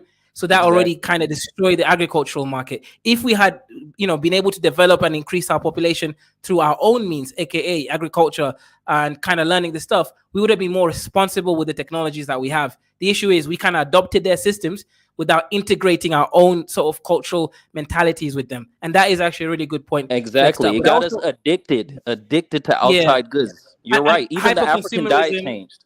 Yep. We got addicted to hyper consumerism from products that we don't consume, we don't even make. So that is actually a really good point. So we got addicted to things we didn't even need all of them, and now we don't even make any of those products. So now we're kind of stuck to their market. We have to export Kenyan tea and coffee just to get some euro-dollar exchange.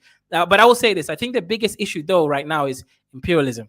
You guys usually use colonialism in the wrong way. Imperialism is basically what happens. American hegemony, NATO, or European Union closing our markets.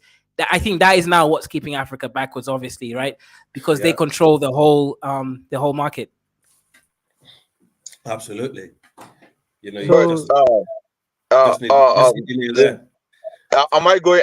Can I speak? Oh, I mean, well, you spoke a lot, but you can let someone else speak now. I think let the last brother that came in speak, huh? What's your name? The last brother that came in. He's a proud Horner. Where's he from? Oh yeah, he's proud Horner. Yeah. I want to the Trinidadian lady. What did she say about Somalia with open arms? Like, what did she say? No, she think it's a good thing that they joined, and yeah, go on. I was just saying it was good to foster a sense of belonging to the Eastern region. Belonging. But what do you mean? What do you mean by belonging? I wanted to address you on that because we already. A sense of unity with the other countries of East Africa. But we already had a sense of unity with East Africa. You're probably assuming we don't get along with our two neighbors. That's what you're probably assuming. I've heard of some conflict. I haven't actually read about it as yet. I have to do some research. What's your thoughts on what's it called, Pan-Africanism in Africa working out? The thing is, tribalism is a major challenge to all efforts to achieve unity, I think. But in Africa, there's about 1,000 tribes in Africa, 54 countries. How is Pan-Africanism going to achieve that? I'm not really a Pan-Africanist. I would like to see unity, but I am not yet optimistic about it, even though I'm hoping that it is achieved. I'm not yet optimistic. I'm just doing my best in my little corner to help to foster unity. But as long as there is conflict between tribes or nations, I prefer the word nations than tribes. We have a long way to go. Okay, that's a good point. That's a good point. Let me just shout out to the sponsors of the show. Shout out to One Man Went to Mo for £2, saying Bantu Bantu. Shout out to Alexis for $2, sending I think while US dollar still has value. Yes, any dollar actually. Super chats help Kenyan economy by giving them euro dollar exchange. So I Wait, could Kaiser, let me do this one. Let me do this one. Shout out to the Right. high IQ African, Mr. Ike for the $50. Yeah, and what does he say? Big You up. gotta read what High he says. IQ Jude. Jude, you got Jude, high IQ for it. Dusty Jude got high IQ. I don't know what happened, man. What's It's going like on Jude went today? off. Jude Jude, went off for good. 3 months. Yeah, like you know, like anime, right? When like the character goes off Transforming training Jude for like in the Kaizo. You got mountains. the credit for that, Yeah, I yeah. give you the Jude went credit off for for that. 3 months. Came back. This nigga is high IQ now. I'll No, give you respect for that, Jude. me and him I getting on agree. more than ever, Me and this guy never used to get on, but recently, Wait, but like he's Jude was the side. most high IQ today, like because you guys were booty clapping Even for yesterday, like liberal, like Alright, you stop guys. it. yo, Don't Jude, spoil it. Don't what, spoil kind it. of studying did you been doing? Jude got Jude, what high studying IQ. have you Don't been spoil doing? it. Jude was like Europe is this where you can find the superior nations, and that's facts. And you guys are like Jude, where have you been Africa had a studying? great civilization. Africa had great trade. Kaizo, you guys, man, look, man, I mean, you guys should stop all of this. I mean, you have people that are high IQs on this panel, but I mean, I want to thank Ike, man. Ike has always been my guy. And I bring in a lot of money on Kaizo's channel, right? Kaizo, you should always, I mean, you acknowledge that back in the days. I always bring, I always bring the Don't take flow my of credit God. away, please. Come on, but now I've also started seeing that Nigerians are claiming Bantus. One man went to more, even to Niger in one of his channel. What is really going on, man? Like, why is No, everybody no, getting no, on the no. train of, One man always been a Bantu supremacy like no, you. no, no, And no. I It know seems like I've always been like that, it, before you came it here. seems So I will defend it, one man on that. I don't know it about seems like Niger. because I was Bantu supremacists, it seems like the glories that I've shown on Bantus. Many of these, African guys that have never been Bantus, they have been of a different group of people, are now getting into the Bantu, trying to It's be good that known as Bantu. it's good that you're Another thing united. that I'm gonna let me just finish. Another point that I'm gonna make is, look, I'm not a Pan-Africanist. I used to be, but not anymore. So all these blogs really don't mean nothing to me. I just wish that most African countries can meet their own personal standard and grow within them, and then they could have all these union. But having a block from east, west, south is all division. As a Pan-Africanist, nobody should be encouraging East African bloc, North African bloc, Central African bloc. So it's all form of division. I mean, come on. I mean, I haven't gone through partition. You have your own country, you still go to another division. Why not just form one union and build that union and expand it? Instead of having a division of east, you cannot go to west and do this. You have to, when you go to west, you have to get another passport. You go to south, I mean, it's all, I mean, at the long run, it's still problems down the line. And that's why I tell you, we Africans have never known how to solve problems. We always create something by creating another problems that comes with it. It makes no sense. So I'm gonna let you right here and thank you, Kaiser, for letting me come in, and that's it. Goodbye. Goodbye. Wait, but like Dr. R, can I ask you a question? Dr. R, what's your thoughts on East Africa, like allowing Somalia to join, and do you think that's a great thing for Somalia to Actually, join? before you answer that question, why don't you answer it, Oria? You haven't answered it yet. Me? Yes. Oh, I wasn't here, but I feel like Somalia joining East African community is great, and because it makes the region more stable. I feel like, and it's like more unity in the region. I feel like because you have stuff going on each borders. Like you had the Uganda experience, like Al Shabaab, and Kenya as well. When these governments cooperate, they will be stronger, and they have like a good friendship, and they can do great things. That's what I think. I think it is a win for Africa. It is a win, and East Africa can solve their problem because, like, uh, you can be in a region and not be part of it. You know, otherwise you just like isolating yourself. I feel like Eritrea should join. Everyone. Hmm. You shouldn't isolate yourself. Yeah. Yeah. Can I answer Dr. R question? In fact, I will let the person that. Yeah, I wanted to ask another question. Sorry if I keep asking questions. I wanted to ask. Yeah. Maybe should we do that last after the this guy that just came in? Is that safe mode? All Safe right. mode. Okay. Yes. Who's safe mode? Yeah. I'm not too sure. Go ahead, safe mode. What's the comment or question or whatever it is that you want to add to the discussion? Yeah, interesting question, though, Dr. R. Nah, no question. I'm just listening. Yeah, y'all good. Oh, okay. Oh, you're Black American, right? Or Nigerian? No, Wait. I'm from Sudan.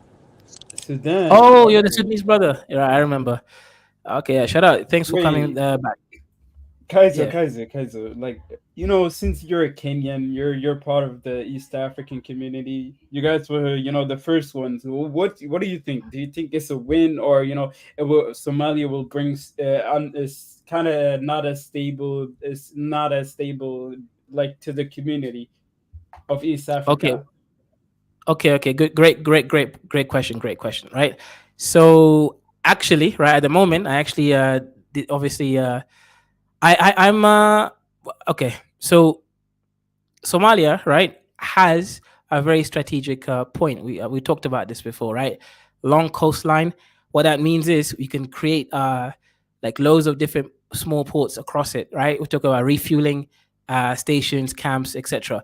Then, if you make sure that it's a really good and safe harbor, where let's say the East African Peace Force, including Somali being in charge of it, since it'll be on their coastline, you can guarantee the safe passage of all the ships that go through that water. Meaning, waters will not need to go down the Saudi, the Arab sides, right? Because they also have access to the sea. So if East African, community does these things properly, you already control a lot of shipment, movement of goods, and protection from all goods from coming from China, India, Australia into Arabia, into the Europe, etc. So obviously into Africa as well, right? Through the other side of the channel. So Kaiser, don't forget that we got like tons of oil and gas and that strategic route, minerals and everything and that. I just want the country to be a middle income country and be prosperous and do trade. Yeah.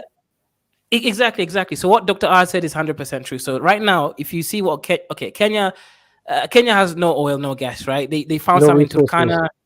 Yeah, no main, physical resources, right? So what that means is they have to beg, because you guys always ask, well, why is Kenya sucking America's whatever it is? The reason why is because they got nothing to trade in international market apart from coffee and tea. So like recently, $3 billion. What's Kenya's main industry? I know they got some sort of industrial base in Kenya.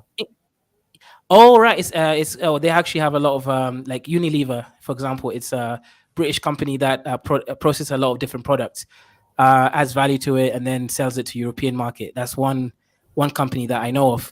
But basically, right now, Kenya has to beg Britain for money. Recently, Ruto was given $3 billion. $3 million worth of money when he visited, UK. Now, this grant is supposed to be for this apparent green initiative, right? What that means is, right, Kenya can't do it by themselves, right? They have to beg the West in order to actually get money and grants to build like this green infrastructure, whatever they want to do, like solar or whatever. If Somalia joins EAC and they're smart, right, there will be a bank. There is already a bank. The bank can actually basically process ability for EAC to drill its own gas and oil, explore it. Right now, there's already a satellite. Kenya sent a satellite to the moon using the Japanese just a couple of years ago.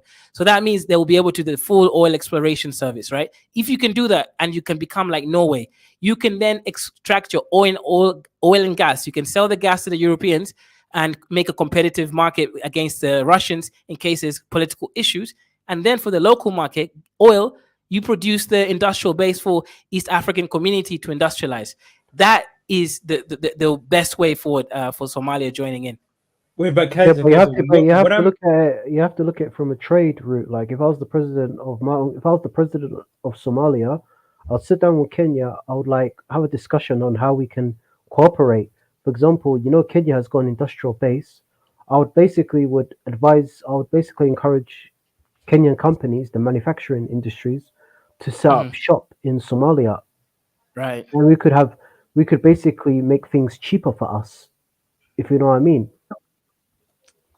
You know, Kaiser, That's a you know great point. why I say this is a win for Somalia? Because like, East African community will recognize, Somalia's claim to Somaliland.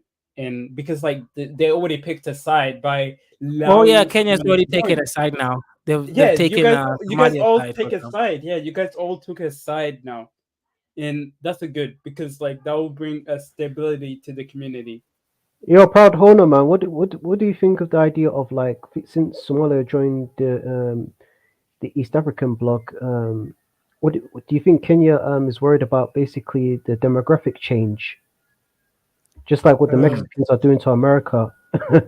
No, no, no. I don't think Kenya cares. I don't Kenya think Kenya is as a like whole, but Kenya some is Kikuyu is diverse. obviously No, because if you look at it, Kenya's fertility is declining amongst certain tribes. That Yep. that's probably the educated tribes where they don't live in rural area. Like I think tribes who live in rural area have high fertility, right? Kind of. Yeah. Yeah. Basically, people who do business in the city centers are not having like 10 kids, uh, on average. Yeah, but like I feel like this is the great thing for because like Somalia brings something to the table that Rwanda or these other countries don't bring to the table. It brings a long coastline. It brings a like geography is like strategic. You can control the whole ocean, and that's a great thing for the East African community. AI man, tell us about your country, about opportunities in Sierra Leone, because there's a lot of Lebanese in that country investing. And how's it working out for Sierra Leone? Foreign Yes, the investors. Lebanese, Syrian, Indians, and the Fuller, they were the major traders in Sierra Leone before the war. And I mean, the Lebanese been to Sierra Leone since the late 18th century, so that's not a new migration wave. But they still looked at us outsiders anyway. That's the nature of the country. But the Sierra Leone, the basically after the war, um, the Fullers took over the Lebanese market. To be honest, they used to be in control. So after the war, they just took over their market and Mm. they're in control now. Is So it yeah, true the that Lebanese. Yeah. is it true that there's a secret society in your country that controls the economy, certain areas like the Poro Society? May I ask? Oh, the poorer. That's the poorer society. That's from the Connaught. That's the area where the diamond rich districts of Connaught. Yes, but they don't do not control the mineral resources. Government. Brother, what I heard, I was watching this YouTuber. He's a traveler, and he Yeah. was mentioning about Lebanese being the elites of your country. Yes, yes. Before the war, they did. That's absolutely right. I will basically after the war, the Fuller people decided, right, this is not right because we seen the way they treated our people. Because after when the war happened, a lot of the Lebanese went back to Lebanon. So all the people that they was living with, for example, the locals, like Sierra Leone that used to work for them in their houses and that they took them back with them to Lebanon. They maltreated them so bad, and it was on the news. And we was refugees in Guinea. We can see that on the news, and like a lot of my family members, they're like, "Wow, we can't believe how, great, we look after these people. Give them everything, and this is how they like towards our people when we're actually in a war." So after the war, the Fullers went in, they lived, first, and they bought out a lot of their businesses. So today, I'm afraid we are more of the elites in that country than they are. All I gotta say is they are They do they have are they do have a very strong influence in the. I think they had a strong influence in the past. That's because they've been there since the 18th century. They came there with the colonizers, if that makes sense, right? So when the colonizers went, they never left. They stayed, but they did basically did a lot of good in the country while they was there. But then they showed their true color when they went back to Lebanon with our citizens, and then we obviously started looking at them differently after that, because we're very wise and exposed people. You know, if you treat us a certain way, you know, we're gonna treat you the same way when you come back. So That's yeah, that's right now, why that's why every country in Africa needs a business elite. Like in my country, we don't have no foreigners controlling our economy, and that it's just us. But yes, but all I it, gotta it say, is. all I gotta Yeah, say is with Indians and Lebanese people, they're cockroaches. Like I would address to yeah, Dr. Murray we know Anete, that. who's We from know. who's from Trinidad. Why is it that in your country that the Indians control everything, like the economy, like No any Indians. company? Okay, No, Trinidad, not in the Sierra Leone. Indo. No, I'm talking about Indo Trinidadians. They Okay. control everything.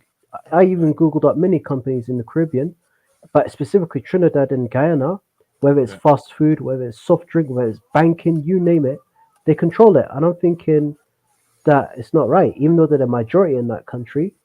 And I'm not Yeah. surprised the Civil War style. I'm not surprised the Sri Lankan Civil War Yes. style has not even happened in that country. Okay. Now, I mean, it's I don't know. It's one of those, Uh, and I think Guyana we is have the worst. Guyana, the Indians had fought the Africans many times, but the country is growing so fast that like every race in that country will be like they will be wealthy because the country's economy right now is getting led so good. It is like the most growing economy in the whole world. But Guyana, it yeah. used to be so bad in the 80s, but it got better. Now it's more diversity among governments and like elite. It's getting better, and the country is like getting prosperous, and each race will benefit from that.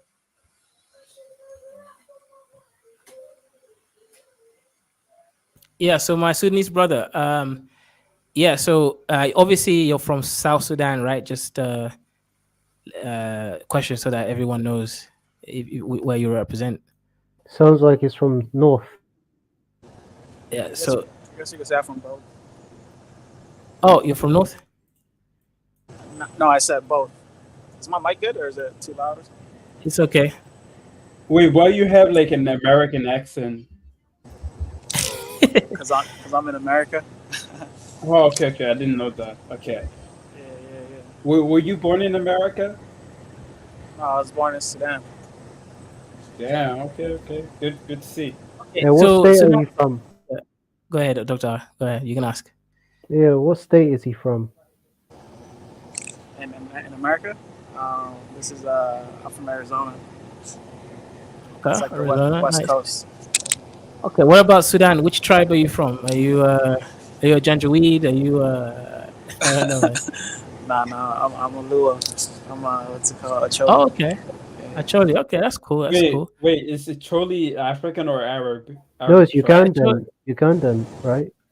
Ugandan, Nah, Sudanese. nah, we're Yeah. from Sudan. Yes. Wait, but like, what do you identify? Like, is it But identified as aren't Arab Acholi in tribe? basically in South Sudan and in Uganda, not in North? Nah, there's some in North. There's some in East as well. Wait, All brother, over. brother, I'm asking, are you Arab or Right, yeah. African? African, He's bro. Luo. He's a Luo, bro. He's a Luo. So interesting, interesting. I haven't met Luos here apart from that scammer, Balaste. So Yeah, what interesting. happened to Okay. him anyway? He's just trolling Somali TikTok these days. One of these days he's gonna get karma, that guy. Yeah. Now that guy is crazy. He even hacked me, man. But yeah. Okay, it's interesting. He hacked you. Yeah, he hacked me one time live on stream. How did he He do anyways, that? me being stupid, he came here, used an AI pretending he was to Niger, then told me to click on the link. I signed in, but it just revealed my password, and yeah, the guy took over my accounts and everything. But anyways, I put in my fake email, so he didn't hack my main email. But yeah, that guy is crazy. That guy was crazy. Um, American FBA Nigel says Kaiser heard South Sudanese Nilots on TikTok identify as Bantu. Thoughts? Look, I don't even know why they claim that. Like, for example, for me, I got three main tribes, right? Obviously, right? Wanga, Kisi, and obviously the Gab one, right? So I usually don't claim any tribe anymore, man. I just become Kenyan these days, right? I don't even claim any of my tribes anymore.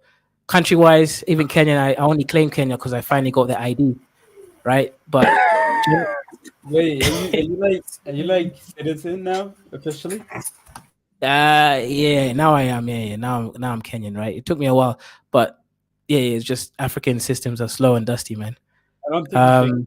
But, like the government can spy on you now. You got to pay taxes now because you're a citizen. You got to follow the law. Yeah. Low, Hey, Mrs. H. Yeah, go ahead.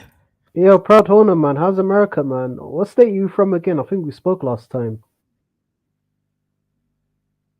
I think you're mistaking me for someone else. I'm not from America. I'm from Europe. No, you're from America, man. You can ask guys though. I'm not lying. I'm not from If they America. flex up, that's from America, like. Wait, what makes you say America? I don't know. The way you sound, man, I was thinking Minnesota, man. That's how all Somali. No, I don't. I'm not from America. It's flex up from It's me. Washington, It's D.C. flexed up. It's me. Huh?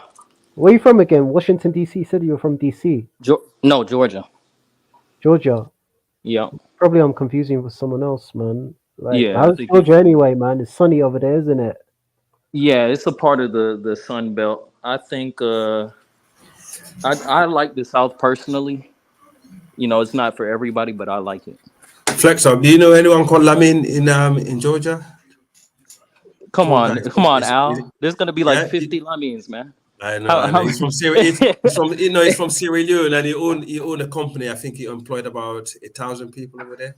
I don't know as many Sierra Leoneans. I know a couple, but I don't know what I mean. I Yeah, know he's my more brother. so Senegalese and Guineans and Yeah, Gambians. he's That's my who's brother. down here. He's one of the Yeah. first guys that actually settled there for like years now. Yeah, one of the Flex up, first Sierra Leone. But there's a lot of Fulanis. There's a good amount in Georgia. But from Sierra Leone or from Guinea? From Guinea, from Senegal, and from Gambia. Yeah, most of the Fullers from Sierra Leone, most of them live in the East Coast, like Maryland, isn't it? Yeah, they live in the Northeast, I think, in like DC. Yeah, A lot of that's DCers. yeah. Because there's a place in Maryland called Freetown. You know, it's named after Sierra Leone because Wait, obviously Freetown, is it because of slaves? yeah, Freetown is because of free slaves from the Caribbean, from Canada, from Virginia, like the Jones family from Virginia, and Hausa, Yoruba, Igbos that was intercepted trying to cross the Atlantic on the boats. Yeah, these are the people that we settled in Freetown, and we call it Freetown. And also the black soldiers that fought with the royal family to keep America under the British crown when America lost the war. When England lost the war against America, they brought these black soldiers back with them to London around the 17th century to live. Some of the roads in southeast London are named after these ex-soldiers. Only years later for them to be repatriated, like what they do in Rwanda now, but they done it voluntarily with the people wanted to go back because it was facing a lot of discrimination in London, and also the weather wasn't pleasant for them. So it was all mixed up. Then obviously you got Fula, Kisi, Mende, Timini, Limba, all these other tribe that's why in Sierra Leone we're more like Creole people. You know, the best way to describe a Fula man from Sierra Leone is more like Fula Creole. You don't get a lot of them in the diaspora. I've met some from Guinea mainly. A lot from Guinea. West Sierra Leoneans? No. Yes. Fulani people like in London where I live here. I've come across. To be honest, most majority Fulani don't they business people, right? If when they have opportunity for business, they don't want to leave. They rather stay and marry a few women and stay in. Period. Part of the reason is there's a trade deal between the UK and Guinea. Ah. Yeah, so I All think right. that's part of the reason. I think it's been happening more recently where I'm hearing about Guineans in UK. It Yes, wasn't No, as much you before. you might be right, because I think the British got a aluminium contract with Guinea recently. Because remember when Doumbouya came to power, because he was going to cancel all the aluminium bauxite export and stuff like that. I remember the UK was one of the UK company was going to be affected. I think Tony Blair is probably one of the guys that brought that company to Guinea. Guinea Because is a remember, nice country. Sierra Leone is nicer than Guinea, but you would know that It from. depends on what you like. If you like Yeah, well, yeah, even Guinea has some of the same beaches, but I yeah. would say Sierra Leone has the beaches, but I think No, I've seen some Guinea videos has on like a lot YouTube of other of, things you know, naturally. What? Conakry, Guinea. I've seen some videos of it. It looks all right. Yeah, no, I mean Yeah, Guinea. it needs work, but yeah, It needs it may investment. be a little bit better than maybe you were thinking, but it still needs work, a lot of work. Yeah, I mean Sierra Leone is a valley. I don't know if you ever been to Wales, but it's like a valley, right? And you got different towns in those valleys. It I've been depends to on the town. Wales, but Yeah, not the okay, there you valleys. go. Okay, yeah, well, the towns, you see how the towns are located and stuff like that. That's how Sierra Leone is like, especially in the western area. So you have one area there, then you move around, then you got another area on top of the valley, then you move around, you got another area in the valley, and then they got the Atlantic coast that goes around, and they got one of the longest and the most beautiful beaches in the world. And it was one of the main destination for the big the vessel. How do you call him again? Why am I not losing my phone? The cruiser ships that go around the world. That was one of their stops. They'll come out and actually stay in the town for a day or so and they move on. It's beautiful. Sierra Leone is very similar to Barbados. Our culture is similar. We studied that in school. Basically, also the culture of Sierra Leone is unique. That's one of the things that attract people to the country, not just the beaches, and it's a You culture. know, you get a lot of Sierra Leoneans from, Philadelphia in Pittsburgh. Yes. What you know those countries in West Africa? You got a lot of people from Guinea, Sierra Leone, and a couple that mainly live in what's it called in the Pittsburgh area, Philadelphia.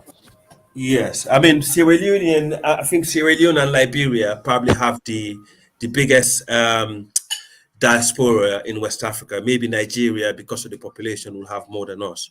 But Sierra Leone and Liberians are probably one of the biggest. Then probably Senegal. Then Senegalese for sure. I yeah, think Let's there's look up more yeah, Senegalese, yeah, honestly. yeah. in Georgia, Senegalese. which is the most common like African group in common African what's it called immigrant group in Georgia? Because I'm assuming it's going to In be Georgia, a in lot of Ethiopia. East Africans. You have the That's what I Eritreans are heard. probably first. You have the Ethiopians. You have Somalis. They have Somalis as well, but it's not like Minneapolis. You have your Guinea. There's a lot of Guineans now. You have just the Guinea coast, Guinea, Senegal, Gambia. You have some Sierra Leone for sure. You have some You know I Sierra don't Leone too. understand about my own people in America. Nigerians, of course, and Ghanaians. You know, I don't understand, yeah, right? Yeah, like you got a lot of Africans that go to the hot places, some of the cold places, but my people they go to the cold places. I don't know why. They don't want to stay dark, bro. They don't want to be dark like No, us, I think it's because a lot of refugees in the U.S. they send them to like the Midwest now. Like No, I'm talking about like cold places, before the South used to be the cold white. destination, huh? Now, what I'm trying to say is, if you look at like Somalis in America, they tend to be in the cold white majority states, but you're not going to see them in places like Indianapolis. You will find them there. You're not going to find them in North Carolina, South Carolina, in places like you know what I'm saying? The most common places immigrants go to. Yeah, yeah. You got them. You probably got some in D.C. You definitely have some in Atlanta. You're right. I mean, Nah, you're not gonna find. You know what's even weird? Speaking what? about California, you're not gonna find no Somalis in Los Angeles. You'll find lots of Ethiopians. You'll find them only in San Diego. Isn't that strange? Yeah, I think Nah, Somalis there's a lot of because Somalis in Cali. because not all of them started as like because you got to think about how the migration I'll give you an starts. example. You know, New York, for So example, you're not gonna yeah, find no Somalis there in New York. The majority of those yeah, you're right. Somalis in New York in the 80s or 90s went to Canada. Only I've heard only like the educated or the elite, tiny minority, live there. You're not gonna really come across them. You're maybe gonna come across Somalis in places like Buffalo and that, but New York in general, nah. So which passport which passport would you say is the most valuable passport in West Africa right